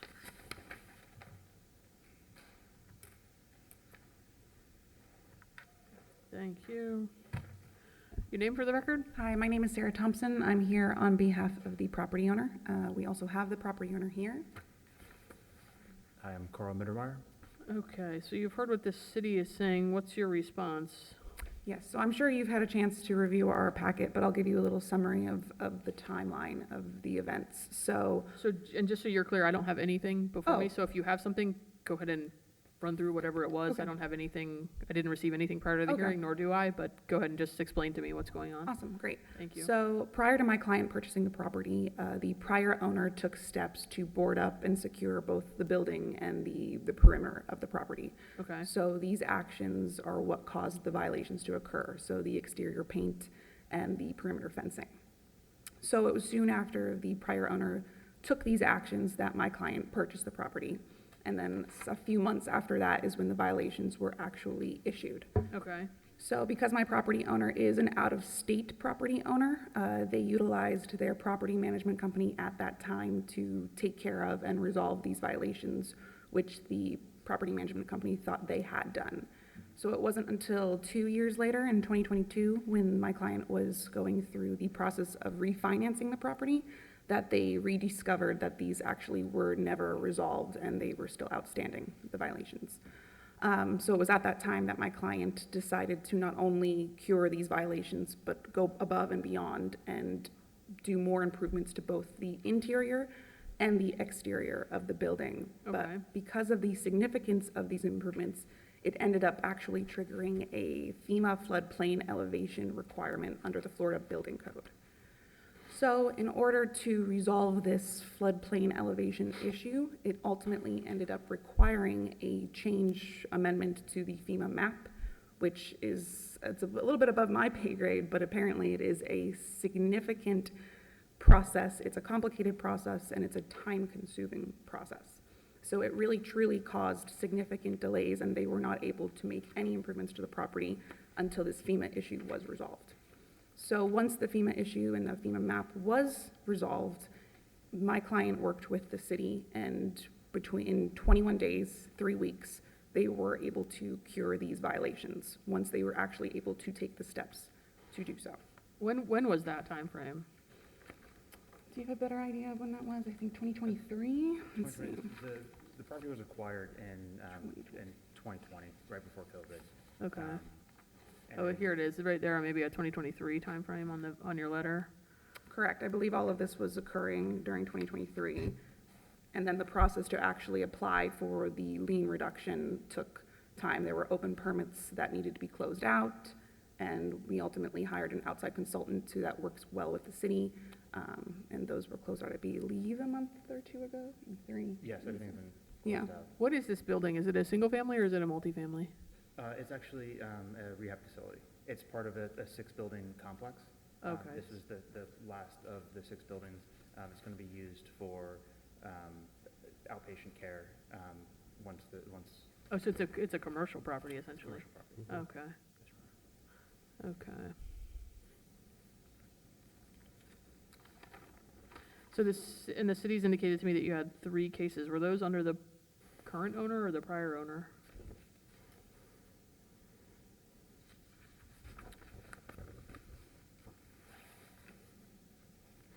There were 2 cases under the prior owner, 1 case under the new owner.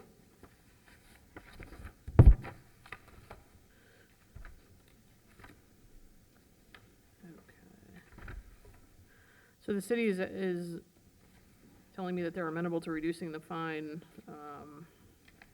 but the fine on this one ran so long that it's a pretty significant fine. Do you have a response to the number that they provided? Your Honor, it would be, we respectfully request an additional reduction, preferably to $5,000. I understand that the point of code enforcement and these violations being issued is, it's not supposed to be punitive. It's more so to force compliance with the city code and to ensure that the city remains aesthetically and safe for its community and its residents. So understandably, while these violations were not my client was not the cause of these violations, they did take every step possible in order to not only comply with them, but also go above and beyond to rehab this rehab facility.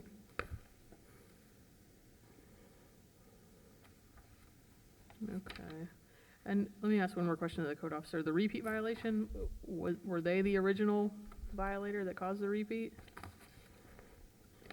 Or was that the prior owner as well? That was the prior owner. Okay.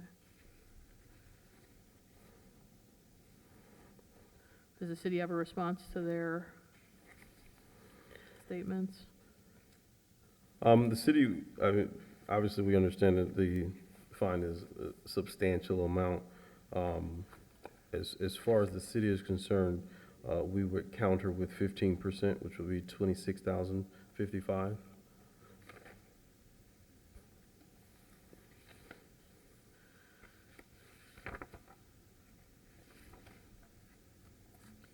The difficulty in these cases, especially when they're repeat violations, is that it's not the first time there's been a problem. And one of these, I guess, the question to you guys, you could have made a business decision to paint the building while you were going through the LOMAR process, right, to get out of code enforcement trouble? So we understood it as we cleaned up the fence and did do some spot painting. Then we were told that it wasn't until the permit was completely closed out that the violations would stop. So we had thought that we addressed the initial concern with You our mean, on-site. you mean closing out the permit on the entire renovation? Is that what you're talking about? Does the city have a response to that? I mean, there was no citation for a permit. This was just exterior paint needed, the fence needed to be repaired. So any permits for the renovation, that had no bearing on this That was case. separate from the. Correct. From the complying of the Correct. code violations? Okay. And the windows were boarded at that time, so I was under I thought that we couldn't cure the violation until the windows were boarded up. But we had the tenant on site and their managers go and clean up the fence to what we thought would have complied with as the violation was stated. Okay. Yeah, and if you complied one of the violations, until you comply the second one, the fine doesn't stop running, so while that's partial compliance, it doesn't ultimately solve your problem until you're fully complied. Given that it's a repeat violation, I'm gonna grant a more significant reduction than the city is saying. You sort of inherited this, and there are extenuating circumstances. The gravity of the violations also I'm to consider. It does concern me that it is a repeat violation, so whether it was your fault or you're the originator of that violation or whether your predecessor caused it, it doesn't change the fact that whoever your neighbors are in the neighborhood have to deal with the condition of the property while you're out of compliance. I do understand the LOMAR process is a bit of a lengthy one, so I'll reduce it further than the city is asking me to reduce it, given what you've said and given that, as I think your attorney astutely pointed out, the goal of code enforcement is not to be punitive. That said, my job is to uphold the city's code and make sure that there's a balance between continuing to enforce the city's code and making sure that people still hold the city's code enforcement process with the same weight that they need to in terms of incentivizing compliance and doing so timely. So I'm going to reduce the fine amount in this case from the $173,700 down to $10,000. How much time do you need to pay that? You need 30 or 60 days? 30 days. 30 days, okay. All right, I think you'll get an order as you leave here from the woman to my right that will reflect that ruling. Great, thank you, Your Honor. Thank you. Thank you, Marcus. Thank you, Your Honor. Here's your order.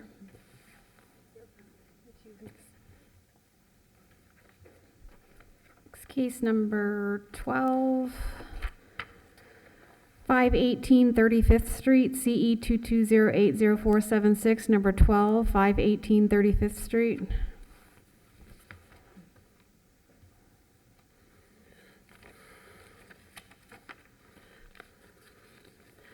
Officer Williams, City of West Palm Beach Code Enforcement. Agenda item number 12, case number CE 220800476, case address of 518 35th Street. This case was originally cited August 26th of 2022. They were cited for fence constructed without a permit. This went to a special magistrate hearing October 19th, 2022. It was ordered for the fine to start as of November 21st of 2022, and that ran for 134 days at $100 a day, for a total of $13,400, and this was complied April 4th of 2023. Service in this case was achieved by way of posting as well as regular mail. We do have an agreement beforehand, Magistrate, to reduce this lien to $2,010 and payable within 60 days. And you said $2,010? Yes, ma'am. Okay. Your name, ma'am? Susanna Vila. Okay. And you have heard what the city is saying? You're in agreement with that? That was an agreement before? We just made the agreement, yeah. Okay, but you are in agreement with that number, and you can pay that amount within 60 days? Yes. Okay. Anything else you'd like me to hear? No. Okay. In case CE 220800476, I will grant the mutually agreed reduction and reduce the lien amount from $13,400 down to $2,010 payable within 60 days.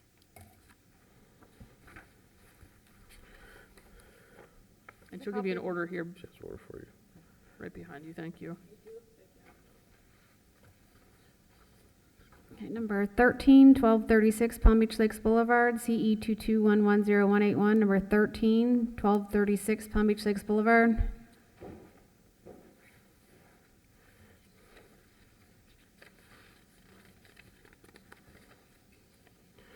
Officer Williams, City of West Palm Beach Code Enforcement. Agenda item number 13, case number CE 2211081, case address of 1236 Palm Beach Lakes Boulevard, was originally cited November 18th of 2022. They were cited for overgrowth, trash, and debris on the property. broken windows, the parking lot needing to be striped and resurfaced, bushes that were overgrown, landscaping maintenance that needed to be done, paint needed to the structure as well. This went to a special magistrate hearing March 1st of 2023. It was ordered for the fine to start as of May 1st, 2023. This ran for 395 days at $250 a day for a total of $98,750 and was complied May 30th of 2024. Service in this case was achieved by way of posting. These violations were caused under the previous owner. I believe this is the new owner that's applied for the lien reduction today. So the city requests magistrate a reduction of 15% of that lien, which would be a total of $14,812.50.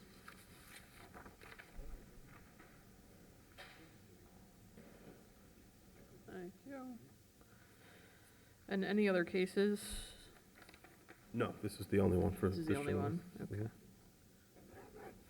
All right, your name, sir? Gustav Arnoldson.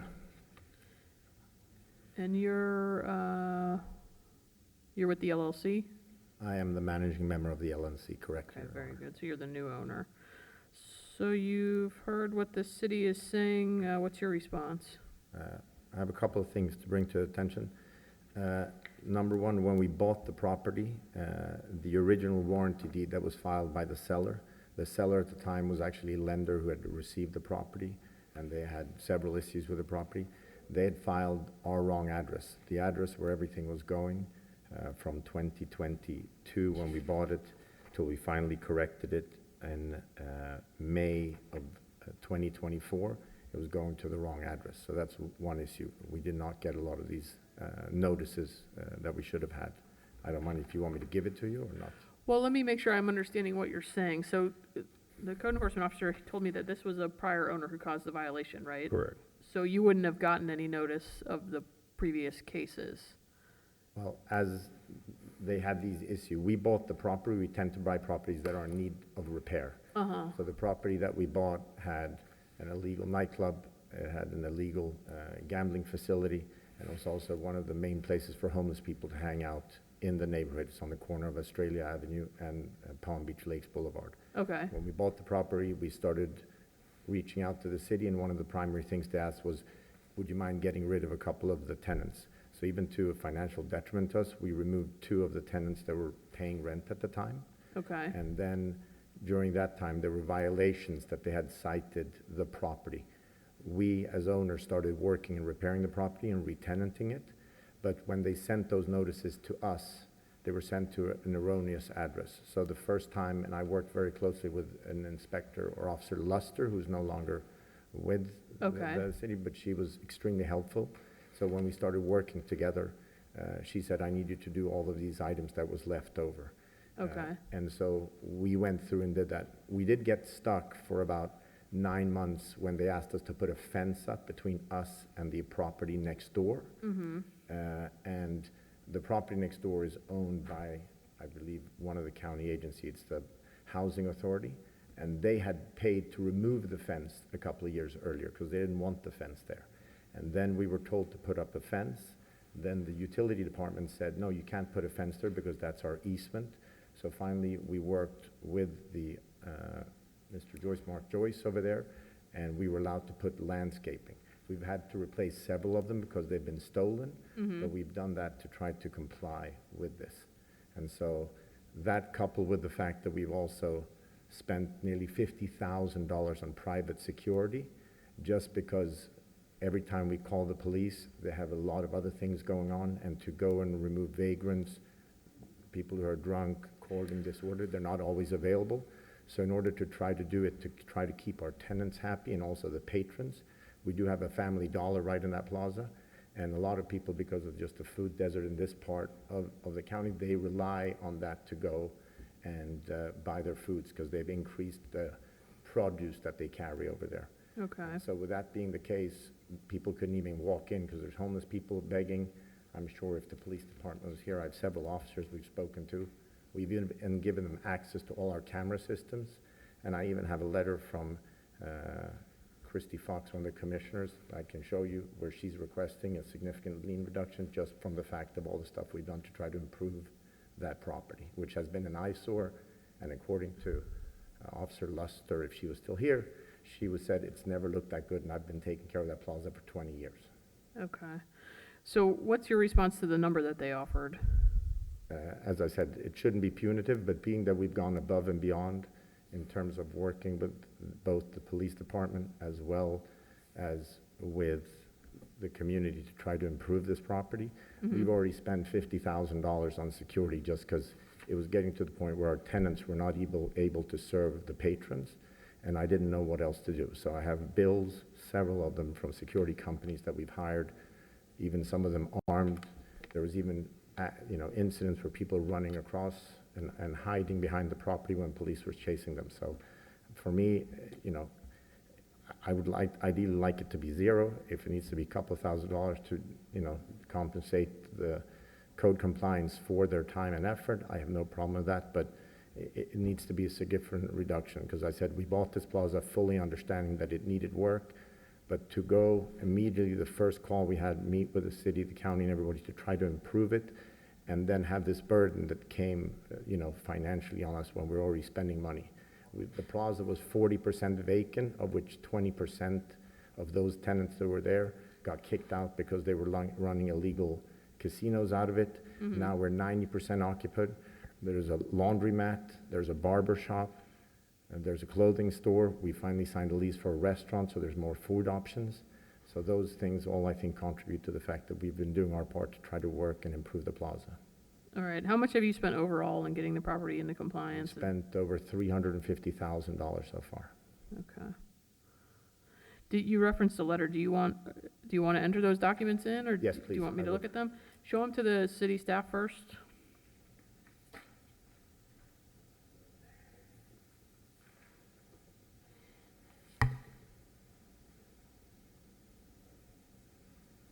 This is the original warranty deed showing the wrong address, and then the correction that was done after I managed to speak to Valerie, and she told us that's where she had been sending the notices. And I'll take a look, and then I'll give you the documents back before you leave. Make sure you get them back from me. I mean, I don't mean to put Mr. Joyce on the spot, but he and I have worked together. I don't know if he can say a couple of words. I don't know if that's acceptable or not, but he knows that we've been working, especially with... Well, it sounds like you've done a lot to get the property back to a better place, so, yeah, that's certainly important.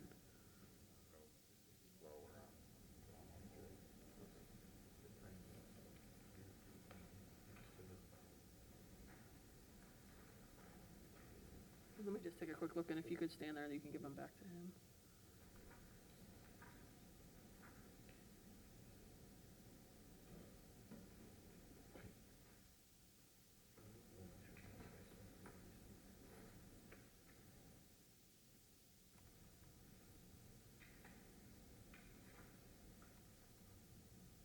I circled in pencil that part, and then that's the corrected deed after Officer Luster said that I've been sending you notices and we haven't. And you've gotten that correct? Yeah, Yes, ma'am. he As handed of me the last year. property appraiser sheet at the beginning. Okay, thank you. Thank you, sir. All right, anything else you'd like me to hear, sir? Nope, that's it. Okay. Thank you very much for your time, Your Honor. Anything else from the city? No, ma'am. All right, in case CE 22110181, hearing all the testimony of the respondent and hearing the efforts that he took to get the property into compliance and ensure that it remains in compliance, given the number of cases in this matter, which are no other, and given the fact that this violation was caused by the previous owner, and in considering the nature of the violations, I'm going to reduce the fine amount in this case from $98,750 down to $6,000. How much time do you need to pay that? 60 days would be great, please. Okay, $6,000 within 60 days. Thank you, Your sir. Honor. I And appreciate she'll it. give you an order right there. Thank you. Outstanding. Thanks very much for Mm-hmm.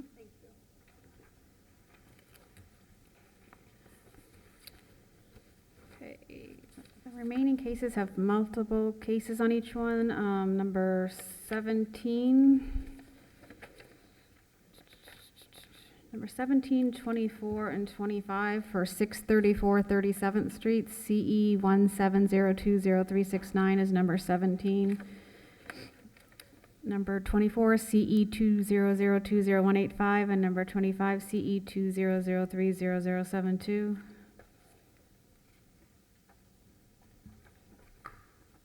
Okay. Would you like to hear them one at a time, Magistrate? Or do you want to hear them all If together? you want to read everything in at once, and then I'll make a ruling on each individually, but that way you can get everything onto the record, because I'm sure that the conversation will get blurred at some point. Okay, no problem. That works for me. All right, starting with agenda item 17, case number CE 1702039, case address of 634 37th Street. This case was originally cited February 16th of 2017. They were cited for landscape maintenance needed to the swell, overgrowth of the yard, paint needed on the structure, fence repair, as well as hedges that were overgrown, blocking the city's right-of-way. This case went to a magistrate hearing April 5th of 2017. It was ordered for the fine to start as of May 6th, 2017. That ran for 2,748 days at $50 a day for a total of $137,400. And this was complied November 13th of 2024. Service in this case was achieved by way of posting and regular mail. This was done under the previous owner. These are the new owners that are here today that have applied for the lien reduction. So the city requests a reduction of 15%, magistrate, which would be a total of $20,610.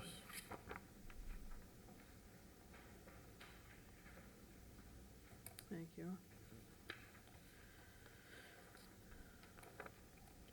For agenda item number 24, case number CE 200200185, again, case address of 634 37th Street. This case was, excuse me, originally cited on February 11th, 2020. They were cited for exterior paint needed on the structure, pressure cleaning, they're cleaning up their half of the alleyway, as well as excessive overgrowth of the yard. This went to a special magistrate hearing March 4th of 2020. Excuse me.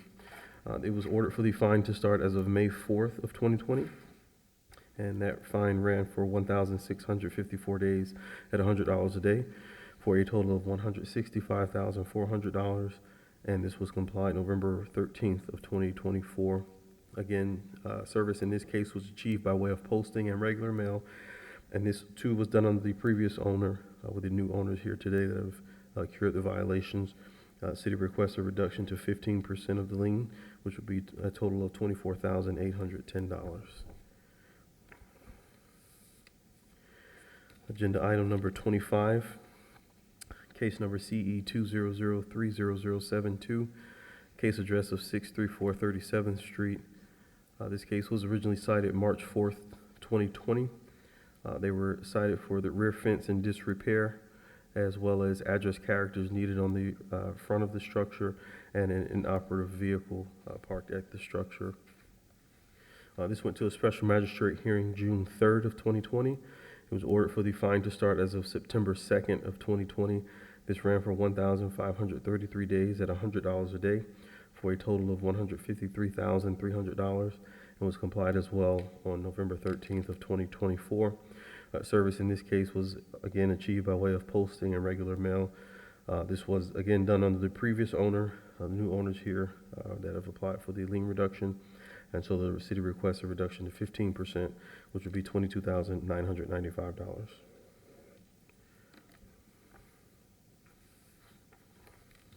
And how many cases, other code cases for each of these? Under the previous ownership, there were approximately 15 cases under their ownership.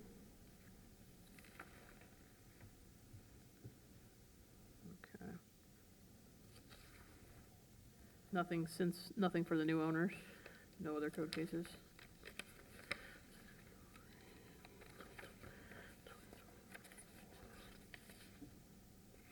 No, ma'am. No Okay. cases under their ownership. Thank you. All right, your names for the record? My name is Robert Olenek. Scott Olenek. Okay, and you are the new property owner? You're with Dream Homes? Yes. Okay. Okay, so you've heard the city's position in each of the three cases. What's your response? Right, so I think it's appropriate to start with just a little bit of background. We did not know the previous owner personally, but we got to know him and his father who lived at the property. The owner was an out-of-state owner. His father lived at the property for since before these violations occurred. His father, a disabled veteran, lived at the property.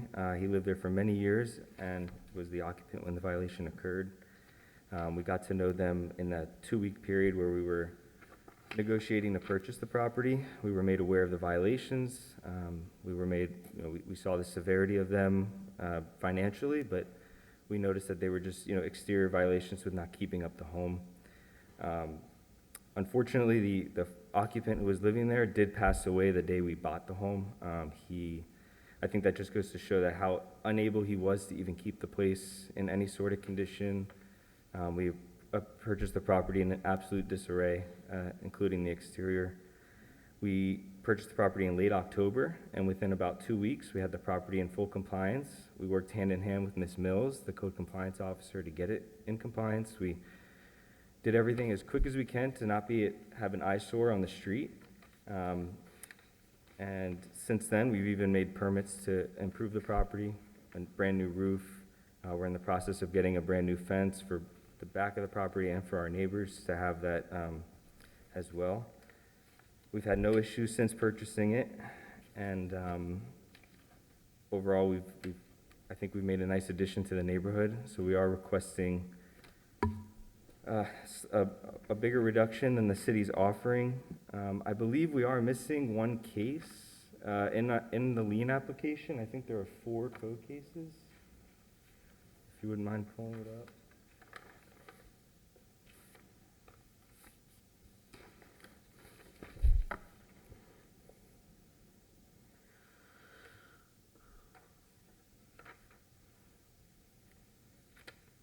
I think I see it in one of the tabs up there. What are you looking for, the lien letter? The lien application, there were 4 code cases on there.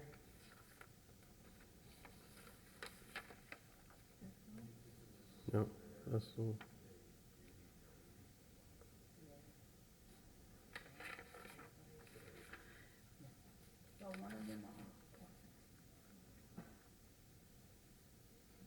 Okay, so one of them will be released. We spoke with legal.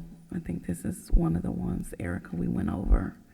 Let me see if I can find the email. Give me one moment. I think it was 4 cases.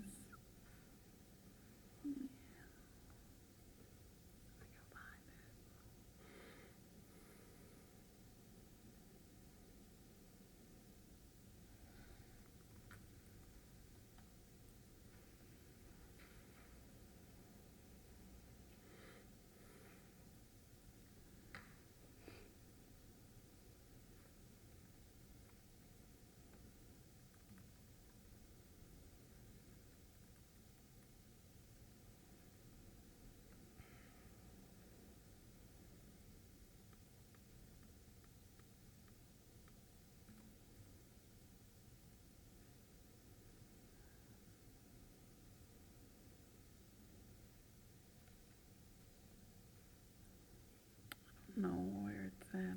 It doesn't show in the system. But What is the other case? Okay, let me look at that. Status is. Okay, let me do that.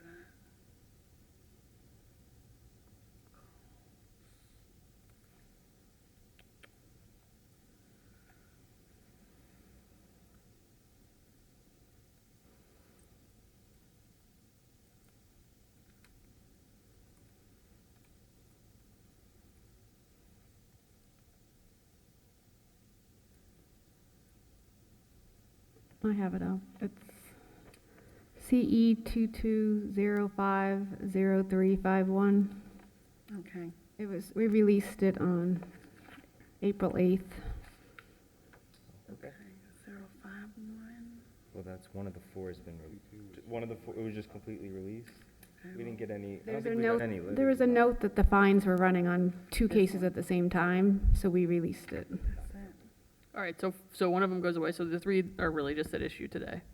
Right, so we're, yeah, and, you know, given that we were aware and we made it very speedy to get it corrected, and we haven't had any violations since, we were seeking the 4 violations at 5,000 a violation, so 20,000, so we're seeking 15,000 for the 3 violations.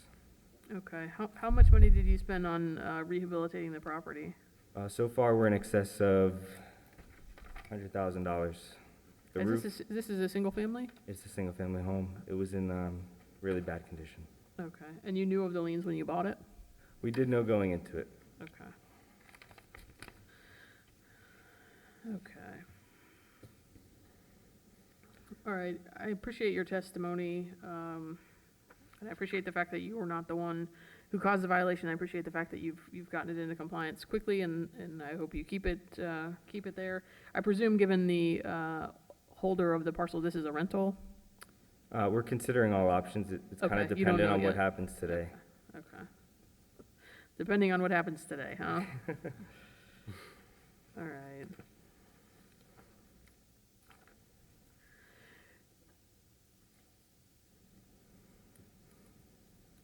All right, anything else you'd like me to hear before I make my ruling?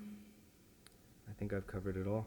All right, anything else from the city on No, either of ma'am. the 3? All right, and I'm gonna make my ruling on each individual case, just so the record is clear, since they're separately listed on the agenda. So, in case CE 170-20369, given the testimony of the new property owner and given the amount of money that they've invested in rehabilitating the property and getting it into compliance, and given the gravity of the violations, I'm gonna reduce this lien from $137,400 down to $7,000. How much time do you need to pay? 30 days? All right, $7,000 and payable within 30 days. In case CE 200-20185, again, given the testimony of the new property owner, given the fact that they were not the violator, and given the efforts that they've undertaken to get the property into compliance, that in combination with the gravity of the violations in this case, I'm again gonna reduce the fine amount from $165,400 down to $7,000 payable within 30 days. And in case CE 200-30072, I'm going to similarly, given again the nature of the violations and the efforts that the new property owner took to get the property into compliance, I'm going to reduce the lien amount from the $153,300 down to $7,000 payable within 30 days. So it gives you, it's not quite what you asked for, certainly not what the city was asking me to fine you or to reduce them to, but I think that gives you an equitable amount, we get given the to- amount of money you've spent, okay? Yep, thank you very much. Thank you. Thank you all.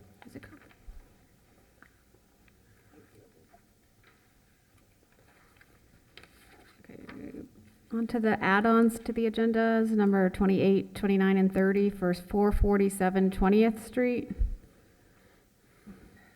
CE 06071099, CE 05070455, and CE 07040313.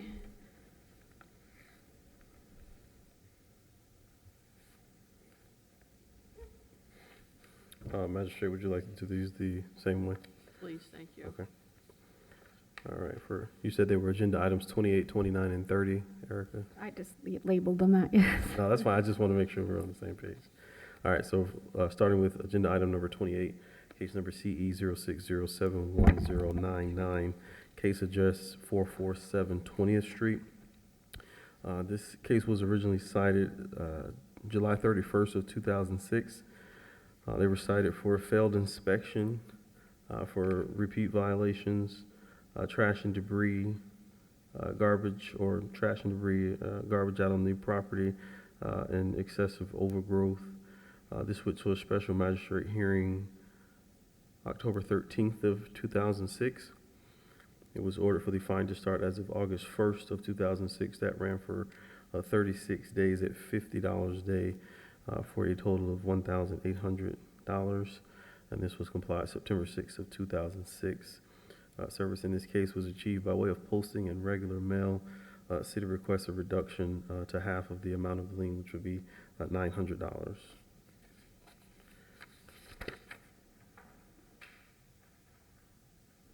Thank you.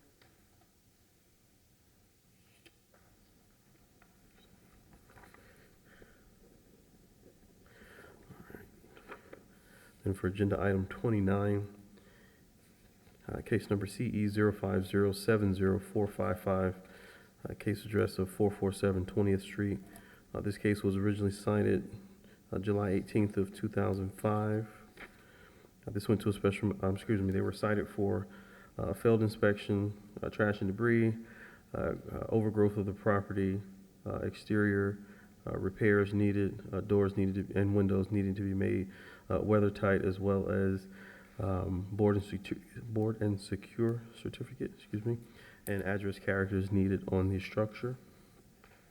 This went to a special magistrate hearing November 21st of 2005. It was ordered for the fine to start as of February 17th, 2006. This ran for 2,889 days at $250 a day, and for a total of $722,250, and was complied January 15th of 2014. Service in this case was achieved also by way of posting and regular mail.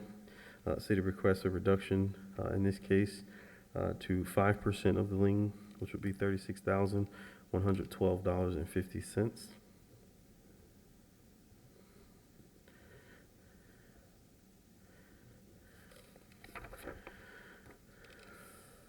For agenda item number 30, case number CE 0704013, case address of 447 20th Street. This case was originally cited April 10th, 2007. They were cited for a failure to have a certificate for the boarding and securing of the building. And this certificate, they had one prior, but that expired back in 2006. This went to a special magistrate hearing August 24th, 2007. It was ordered for the fine to start September 24th of 2007. That ran for 2,305 days at $200 a day for a total of $461,000. And this was complied January 15th of 2014. Again, service in this case was achieved by way of posting and regular mail. City requests a reduction of this lien to 5%, which would be $23,050. All right, your names? Hi, Eleni Nobles-Arbalis on behalf of Mike Cogan and the Cogan Trust. And this is my client, Mr. Cogan. And your counsel, correct? Yes, I am. Okay, very good. So, as mentioned, these cases are from 2006, 2005, and 2007. My client purchased this vacant piece of land, so it's a vacant lot that's 7,000 square feet last year for $92,000. He did 2 title searches and an estoppel and lien search. None of this came up. As a matter of fact, 3 weeks after he purchased the property, somebody illegally parked on the vacant land, and a code enforcement officer, John Frasca, reached out to my client and let him know about this truck. And then he said, oh, by the way, there happened to be these liens on the property, which was the first time he was made aware of it, a month after he purchased the vacant land. All of these violations, as mentioned, had to do with a structure that had been taken down 10 years prior to my client even purchasing it. So it's not as if he could have done anything to mitigate these circumstances, right, since it became moot. He did pay the $30,000 in liens against the property and has been keeping up with the property and clearing the land, and also has a landscaper going out there every 2 weeks to make sure there's no trash or debris and that the land stays clean. So let me stop you there and just ask you a Sure. clarifying question. What do you mean when you say he's paid $30,000 in liens? There was, you want to? So, when I was buying this property, which is just Get a little closer to your counsel, Yeah, just and so. I actually have it if you want me to. Okay. hand it over. when I was buying the piece, the lot, the previous owner disclosed that there is a lien against the property for totaling about $30,000, a stack this much. It was like individual items, $68 for this, whatever, all kinds of different stuff. Which is And then we did additional searches, 2 different title searches to make sure there's nothing else left. Those liens were presented to me as a lien that I could ask for a reduction, which, in a similar case like we're doing right now. Were those, just so I understand? They were fines. So what I found out after we closed is that they're not liens, they were actually city fines, and they're not subject to any reduction.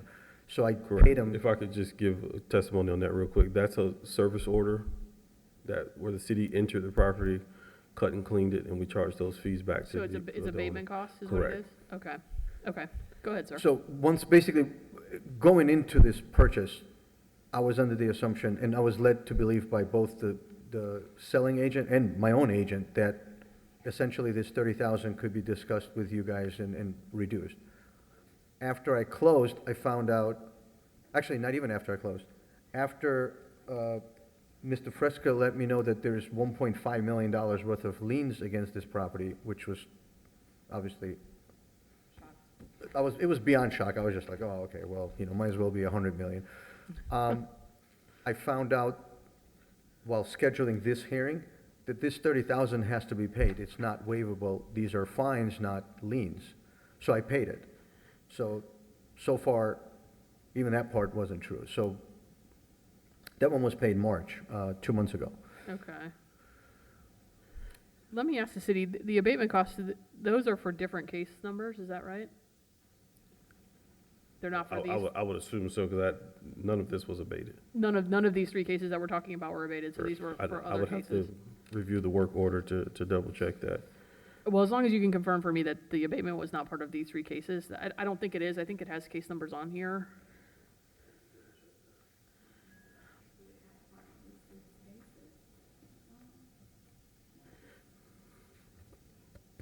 Mm-mm.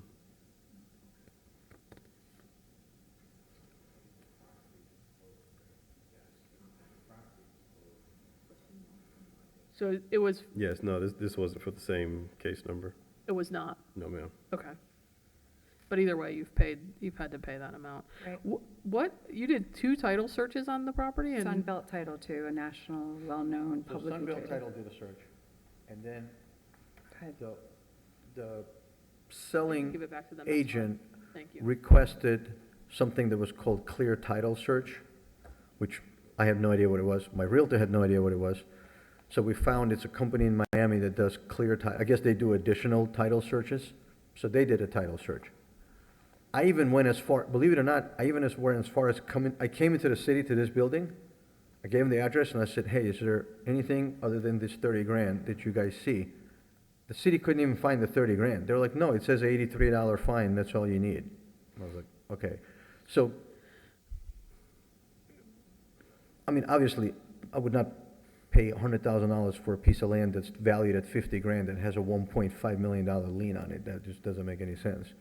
Yeah, so and there was, hopefully your attorney is pursuing claims against your title company, because that's problematic if you did that many title searches. and seriously problematic. didn't catch wind of these significant And liens. the worst part is, the way I found out about these liens was because John Fresca, who is an enforcement officer for the city, sent me a picture of some truck parked there that he sent to the previous owner, and the previous owner said, no, we sold the land, it's now his.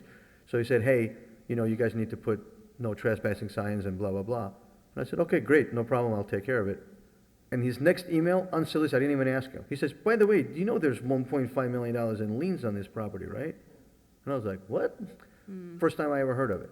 And then at that point, he got in touch with Monique to try to figure out what we needed to do and hired me to figure out what we needed to do. And this is our first opportunity, as you know, to get in front of you. Okay. So aside from the 30,000, have you had to pay any additional money you're just maintaining the property at this point, right? It's a vacant. Yeah, $5,000 to clear it, to no trespassing, and he has a landscaping company go every 2 weeks. Okay. Since he's purchased it, to make sure nobody illegally parks there, and there's no trash and debris, and that the lot stays clean. It's a 7,000 square foot vacant lot. Okay. And it looks like, unfortunately, you inadvertently bought what used to be a very problematic property. How many code cases did the prior owner, when the house was there, have? Roughly about 17 regular cases, 15 regular cases, and 1 chronic nuisance case. Okay. And no seller disclosure about any of this, so the entire thing is a mess. What's the city's response? Obviously, we're amenable to a reduction given the circumstances, but we would leave the amounts up to your discretion, Magistrate. Oh, you're gonna keep it in my lap, sir, huh? That will be the theme of the day, Magistrate, so we can Thank you move for the along, warning, yes. thank you for the warning. It's been, exactly, yes, thank you. Okay. These get me in trouble. This one's probably gonna get me in real trouble, but, and I guess let me just confirm with the city, all of these liens were recorded in the public record, correct? Yes, ma'am. Okay. Yeah, I would strongly encourage you to go after your title company, file claim there, because these are, I mean, buying a property not knowing about any lien is a problem, but especially ones with these. I've been a real estate lawyer for 21 years. I can't even understand surprising. the incompetence here. Yeah, so. that's a lot to buy without any knowledge, after doing your due diligence. If you didn't do your due diligence, then shame on you, but if you did, then that's a problem. So what I'm gonna do, the reality of this is the city still has to release these liens, right? Assuming that I'm reducing them. Mm-hmm. What does it cost the city to release a lien? And you have to prepare the release, are we talking? Yes, Miss Erica would know, she does that all the time. I think our fee schedule says $30-something. Okay, and some amount of attorney time, so a couple $100 a lien to release? Yeah. Okay. So, and just so you understand, the abatement cost, that's not uncommon, although that doesn't have anything to do with these three cases. I do take into consideration the fact that you've paid that money. That's not uncommon in any jurisdiction because that's hard costs that the city's actually already had to pay. So they went out there and did whatever they did, and their public works department or whoever invoiced them, and they had to pay that hard money. So that's usually not negotiable in terms of lien reduction because that's hard money that the city has already spent out of pocket. Right. But I do appreciate the fact that you spent it, and it's money that you didn't know. It wasn't presented that way, so. Right.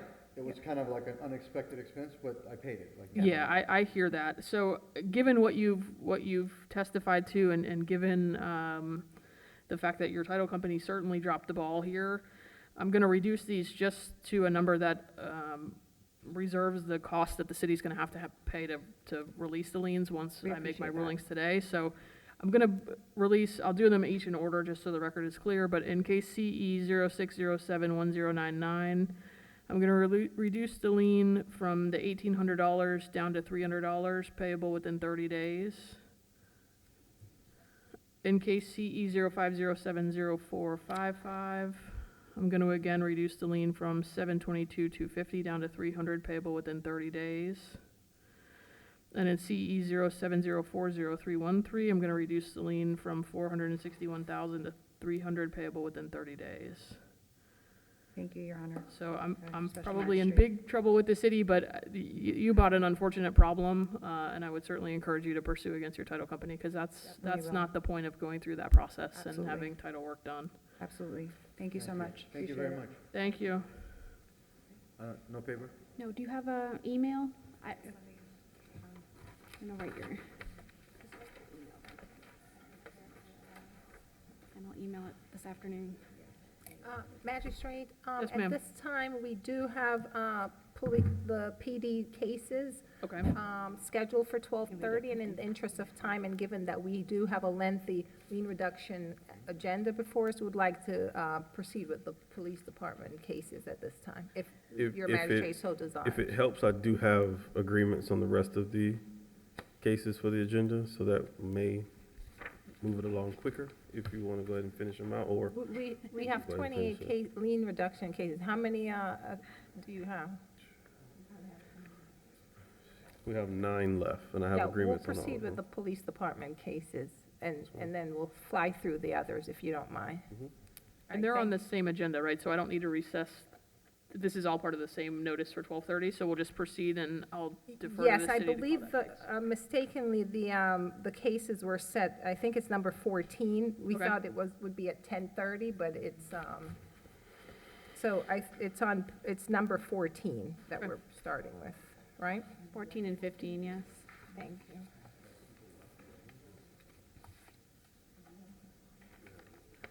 Number 14 on the agenda, PD 250304444 for 225 Clematis Street, Duffy Sports Grill, Clematis Street Property LLC. Haven't been sworn in. Oh, thank you, sir. And just so the record is abundantly clear, let me just note for the record that it is 12:32. Raise your right hand for me. Do you swear or affirm to tell the truth, the whole truth, and nothing but the truth? I do. Thank you, sir. You may proceed. All right, Sergeant Timothy Colvin for the City of West Palm Beach Police. On Thursday, February 28, 2025, I was the supervisor for a point-of-sale operation to check vendors that they were properly checking ID prior to selling alcohol. In order to do this, I employed the use of two confidential sources that were between the ages of 18 and 20 at the time of the operation. They've been used before and previously proven to be reliable. That night, I sent the two sources into 225 Clematis Street, Duffy's Bar, where they went to the back bar, made contact with the black male bartender. They were able to purchase a margarita and a Michelob beer without being asked to produce ID or ask their age in any way. Based on, I believe they violated city ordinance, I think 6-12, 6-13, and Florida State Statute 56211 1-1. I believe this is their first offense. It's their first offense. City's asking for a one-time fine of $250.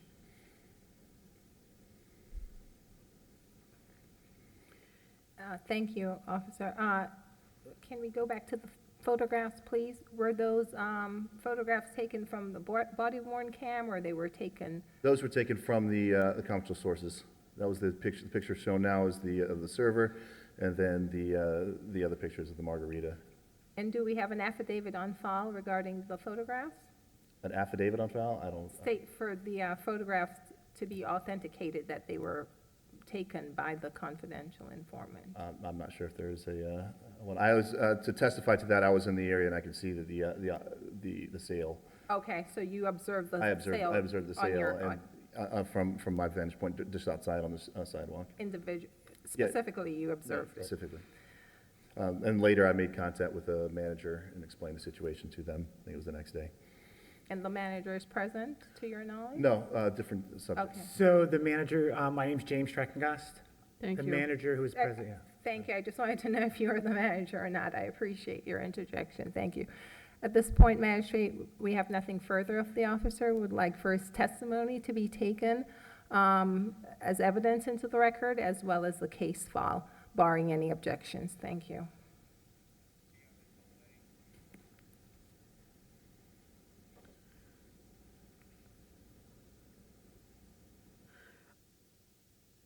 Okay, and what do you have in the way of service for today's hearing? Was a notice sent? The city handles that, but it was certified mail and posting, Okay. I would assume. It's An officer brought it to the manager I had on duty. All The right, manager so on you got duty. more than sufficient service, and there Yes. was an affidavit of posting. Okay, your name again, sir, was? What My was your name's name? James Treckengast. Okay, and what's your relation to the establishment? I'm the regional director of operations. Okay. All right, so first, just a matter of procedure, do you have any objection to the documents being entered into the record? No. Okay, and you've heard what the city is saying. This sounds like this is the first time, at least that there's been a case brought against you for this, so hopefully your managerial staff is taking part in the appropriate training to make sure that this doesn't happen again? Yes. Okay. And you understand the gravity of the violation, and I hope, with all due respect, in all these cases, I tell people I don't want to see you again for the same thing, because it is a severe issue and a severe violation. All right, so anything else you'd like me to hear? No, ma'am. Okay. It's a relatively small fine amount. As I understand the city's code, it does go up with each violation, so if I do see you again, I don't think I've ever reduced one below the amount based on the number of violations, so just know that if the behavior continues, the fine amount does get a bit more excessive. With that, in case PD 250304444, I'll enter the city's evidentiary case files composite exhibit 1 without objection. I'll find, based on the affidavit of posting and the signed certified mail, that the city had good service for today's hearing. I'll find, based on the testimony of the officer as well as the documents in the file, that the respondent's establishment was in violation of section 6-13 and 6-12. And I'll assess, because this is a first-time offense, I'll assess a one-time fine in the amount of $250. Thank you, sir. Thank you.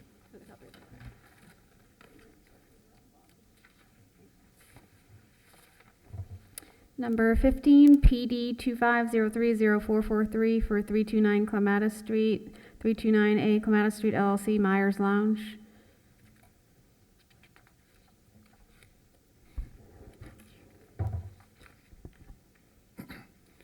Well, it's, Sergeant Colvin, City of West Palm Beach Police. On Thursday, February 28th, 2025, I was a case supervisor for a undercover operation designed to check point-of-sale vendors that they're properly checking ID prior to selling alcohol. In order to do so, I used two confidential sources between the age of 18 and 20 at the time of the operation that had been proven reliable. And on that night, I had sent them into Myers Lounge, 329 Clematis Street. That night, at that time of the night, there was no bouncer at the front door checking IDs. They were able to enter the bar, made contact with the female bartender at the bar, and ordered a mixed vodka drink and a Corona beer in a can. They were served this alcohol without being asked to produce ID or ask their age.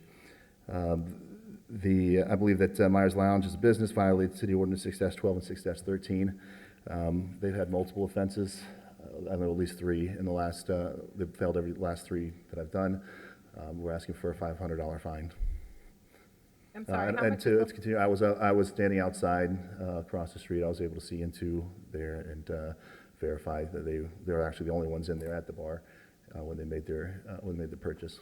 Okay, great, thank you. And how much was the fine, did you It's say? $500, I believe, is what the maximum fine that we can do 500 is. for the third violation. Yes. Nothing further, Special Magistrate. We're asking for the officer's testimony to be taken into evidence, as well as the photographs and the case file for the record, please. Okay, thank you. Your name, sir?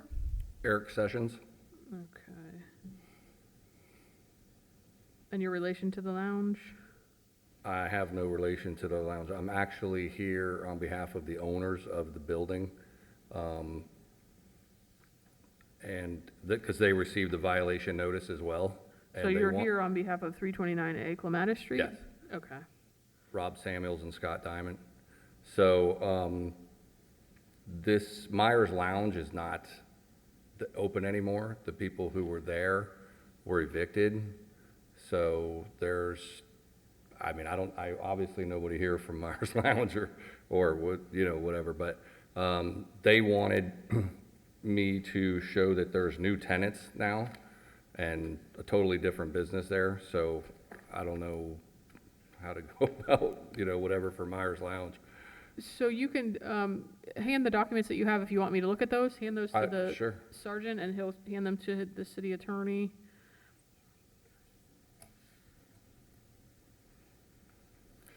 They just wanted to state that the previous tenants, Clematis Street Entertainment and Myers Lounge, have been evicted. They haven't been there now. I know this occurred like 3 months ago. And they currently have new tenants, a new business, and that's the documentation for that, showing that there's no more Myers Lounge.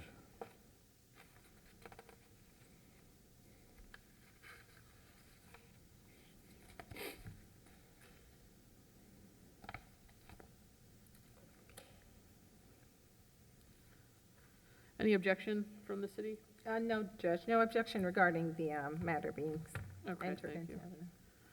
The documents, rather. That's fine, thank you.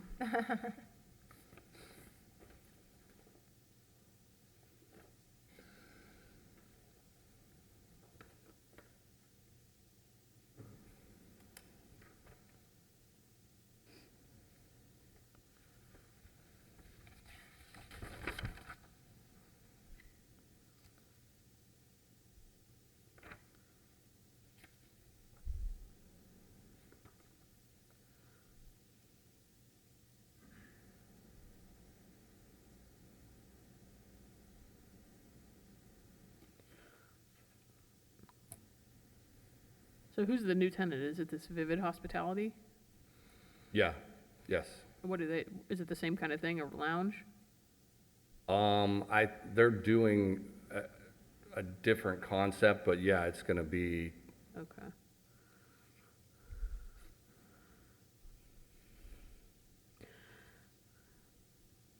Okay. but All to right. my knowledge, it's not, I mean, it's obviously different tenants, it's not the same staff or same people Yeah, and stuff or sure. whatever. I so- appreciate that, and let me ask you first, before I get into the merits, do you have any objection to the documents that are on the screen being entered into the record? No. Okay. So what I'll do is, in PD 25030443, I'll enter the city's evidentiary case files composite exhibit 1 without objection. Can the city keep these copies, or do you need Sure. these back? Yes. Okay. I'll go ahead and enter respondent's composite exhibit as R1. Excuse me, R2. Let's do R2 so there's no confusion. Which confirms that the prior tenant is no longer there. And I'll enter that R2 exhibit without objection. So I appreciate the testimony that the tenant has turned over. That doesn't change the fact that the violation did occur. So your owner is still responsible for the violation under the previous owner. And given that this appears to be based on the testimony of the sergeant, not an uncommon practice, I'm going to assess the fine amount that they're asking, which is a $500 fine because it is the third offense. So given the turnover of the tenant, it shouldn't be an issue going forward, assuming that whoever comes in is responsible and upholds the law. But because it is a third offense, I'm gonna find that first, that the respondent's in violation based on the testimony and the photos, that the respondent's in violation of section 6-12 and 613. I'm gonna find, based on the citation having been hand-delivered, as well as an affidavit of posting in the case file, that the city had good service for today's hearing. So given those violations, I'll assess a one-time fine in the amount of $500. Thank you, sir.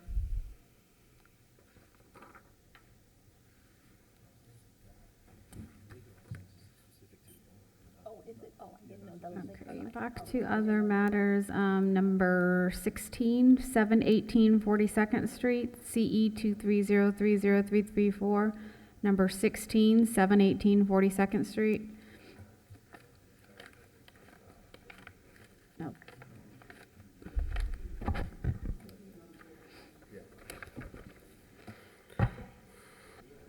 Officer Williams, City of West Palm Beach Code Enforcement. Agenda item number 16, case number CE 230303334, case address of 718 42nd Street. This case was originally cited March 17th of 2023. They were cited for sod needed in the front yard, a garbage can in plain view of the public, address characters needed on the structure, driveway needing repair, outdoor storage, and also failure to obtain a rental license and certificate of use. This went to a special magistrate hearing July 19th, 2023, and it was ordered for the fine to start as of January 16th, 2024. That ran for 316 days at $200 a day for a total of $63,200, and was complied November 27th of 2024. Service in this case was achieved by way of posting and regular mail. We do have an agreement magistrate beforehand to reduce this amount to $4,740 payable within 60 days. All right, your name, sir? My name is Jonathan Lisnoff. I'm the property manager on behalf of the owner. All right, you've heard what the city is saying. You're in agreement with that amount? Yes, ma'am. Okay, and you can pay it within the 60 days? Correct. And you understand, I failed to say this to the prior respondents, but you understand that that lien amount reverts back if you don't pay it? Correct, yes. All right, anything else you'd like me to hear? Not regarding that case, no.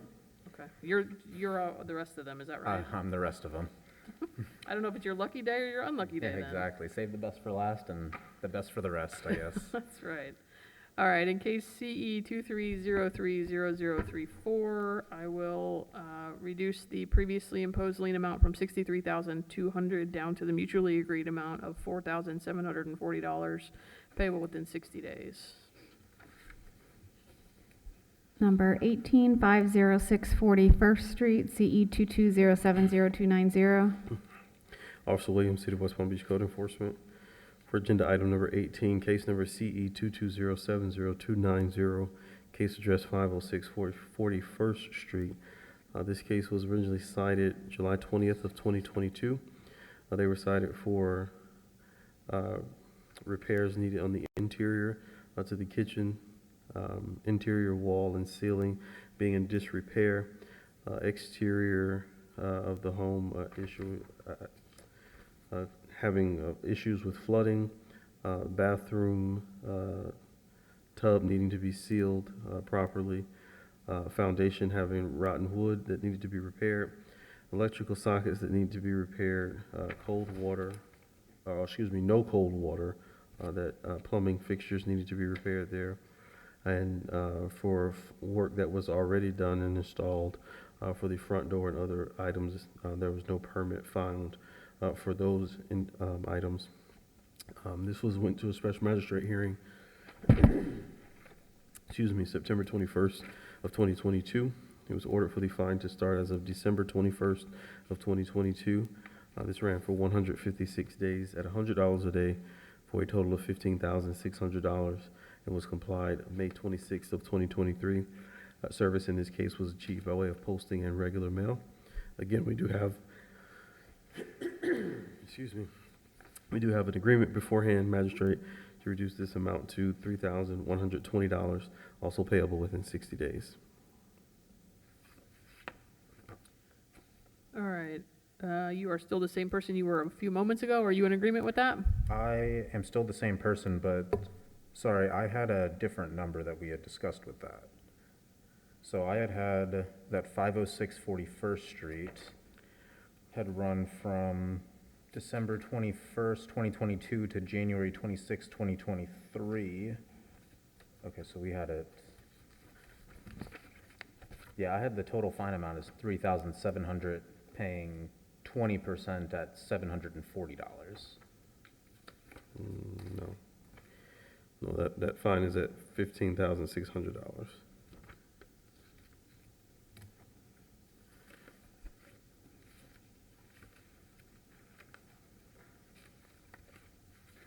Yeah, I don't know where I had that one. This one says 20% of that. Yeah, I don't know where I got 20%, because we agreed on one at 20% for $740. Do you know which one that was?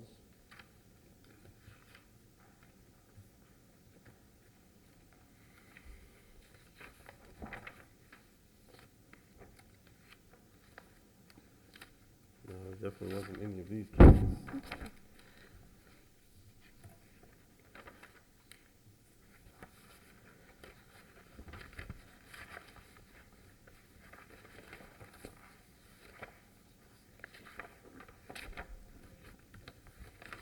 Was that number 23? No, that one's, we're gonna reduce that one to 1,000. I'm not sure where you got that figures from. And what was the amount that we were, so it was total fine amount of 15? The total amount was $15,600. And the requested amount? Was 20% of that, which was $3,120.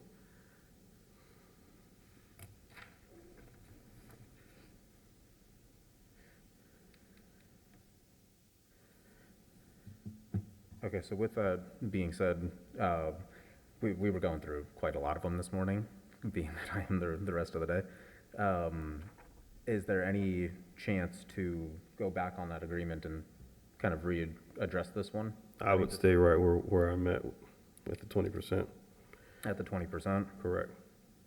Because given the extensive history with all of these, I mean, we've already given a substantial reduction across the board.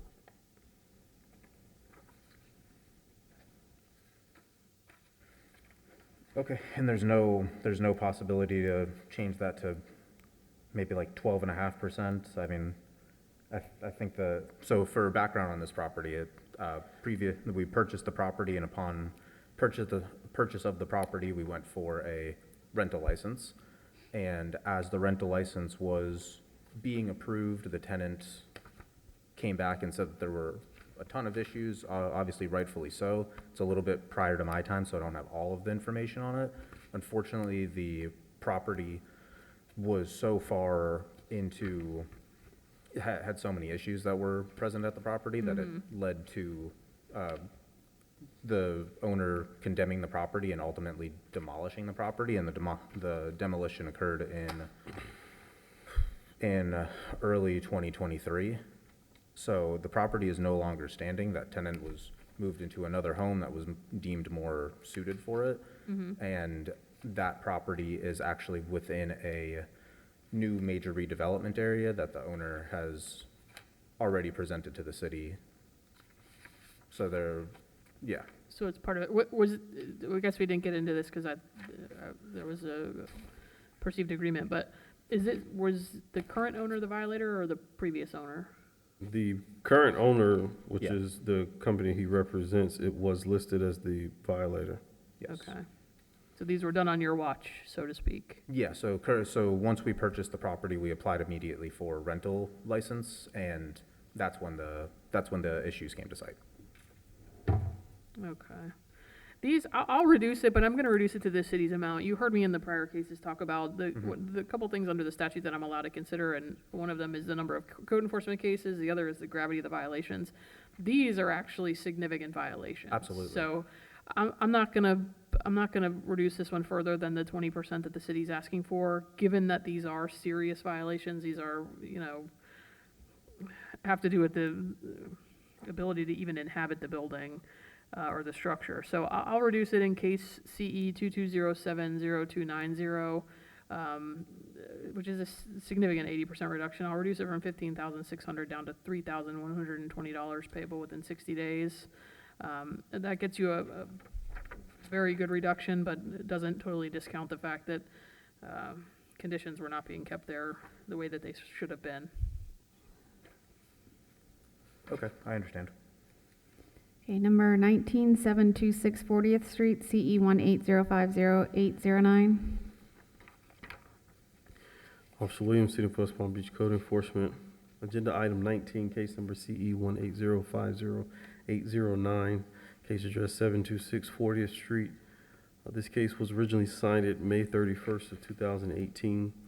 They were cited for failure to obtain a rental license and certificate of use, paint needed on the exterior of the structure, outdoor storage, trash and debris, garbage can in view of the public, as well as an inoperative vehicle at the property. This went to a special magistrate hearing June 20th of 2018.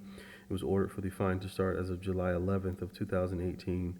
This ran for 428 days at $150 a day for a total of $64,200 and was complied September 12th of 2019. Service in this case was achieved by way of posting and regular mail.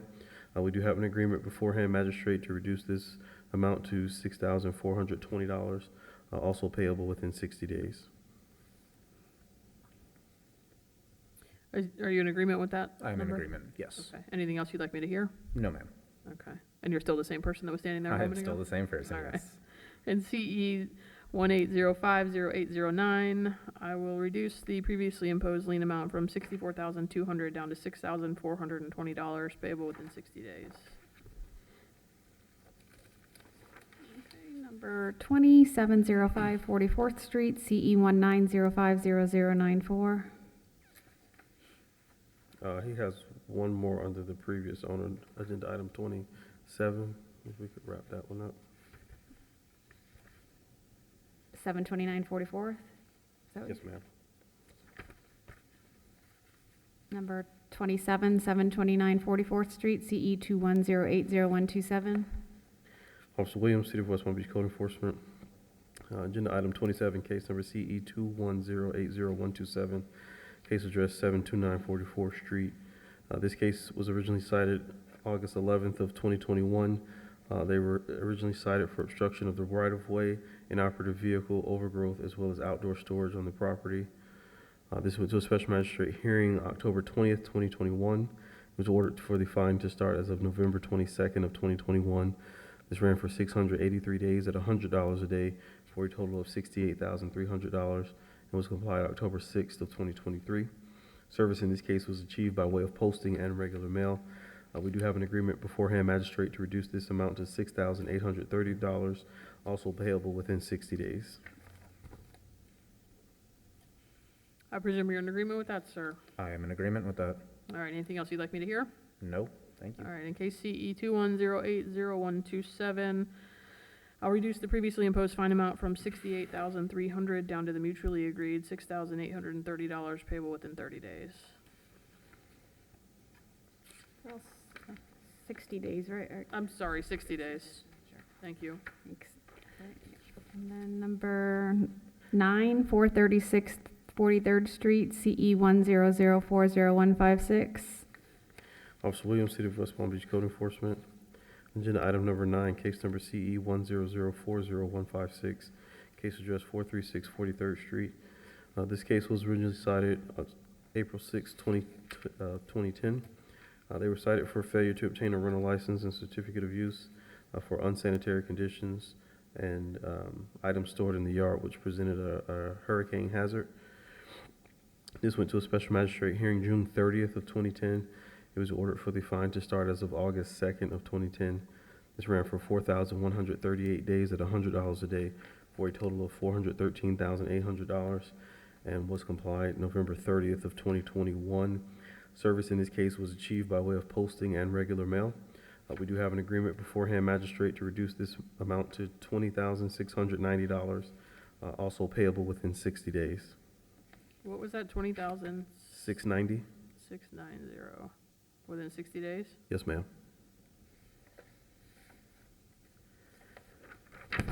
All right, you're in agreement with that? I am in agreement with that, All right, yes. anything else you'd like me to hear on that case? No, thank you.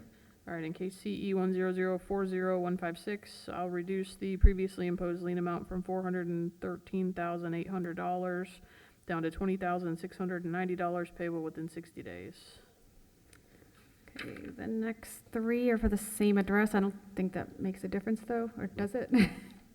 Okay, number 11, 415 42nd Street, CE 220300426. All right. So agenda item number 11, case number CE 220300426, case address 415 42nd Street. This case was originally cited March 22nd, 2022.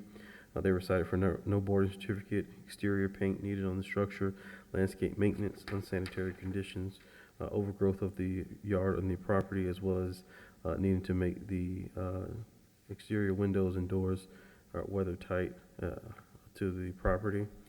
This went to a special magistrate hearing June 15th, 2022. It was ordered for the fine to start as of July 18th, 2022. This ran for 350 days at $200 a day for a total of $70,000. This case was complied July 3rd of 2023. Service in this case was also achieved by way of posting in regular mail. We do have an agreement beforehand, magistrate, to reduce this amount to $7,000 payable within 60 days. All right, you're in agreement with that number, sir? I'm so sorry. I have been writing something down. Which property were we on? This one is 415 42nd Street. 415 42nd Street, and it was released down to? 7,000 payable within 60 days? Correct, yes. You're in agreement? I am in agreement, yes. Anything else you'd like me to hear? No, thank you. In case CE 220300426, I'll reduce the previously imposed lien amount from $70,000 down to $7,000 payable within 60 days. Moving right along. So that address has 2 more liens on it, agenda items 22 and 26. Yes, number 22, CE 180800438, and number 26, CE 190804776. All right, agenda item 22, case number CE 180800438, case address of 415 42nd Street. This case was originally cited August 24th of 2018.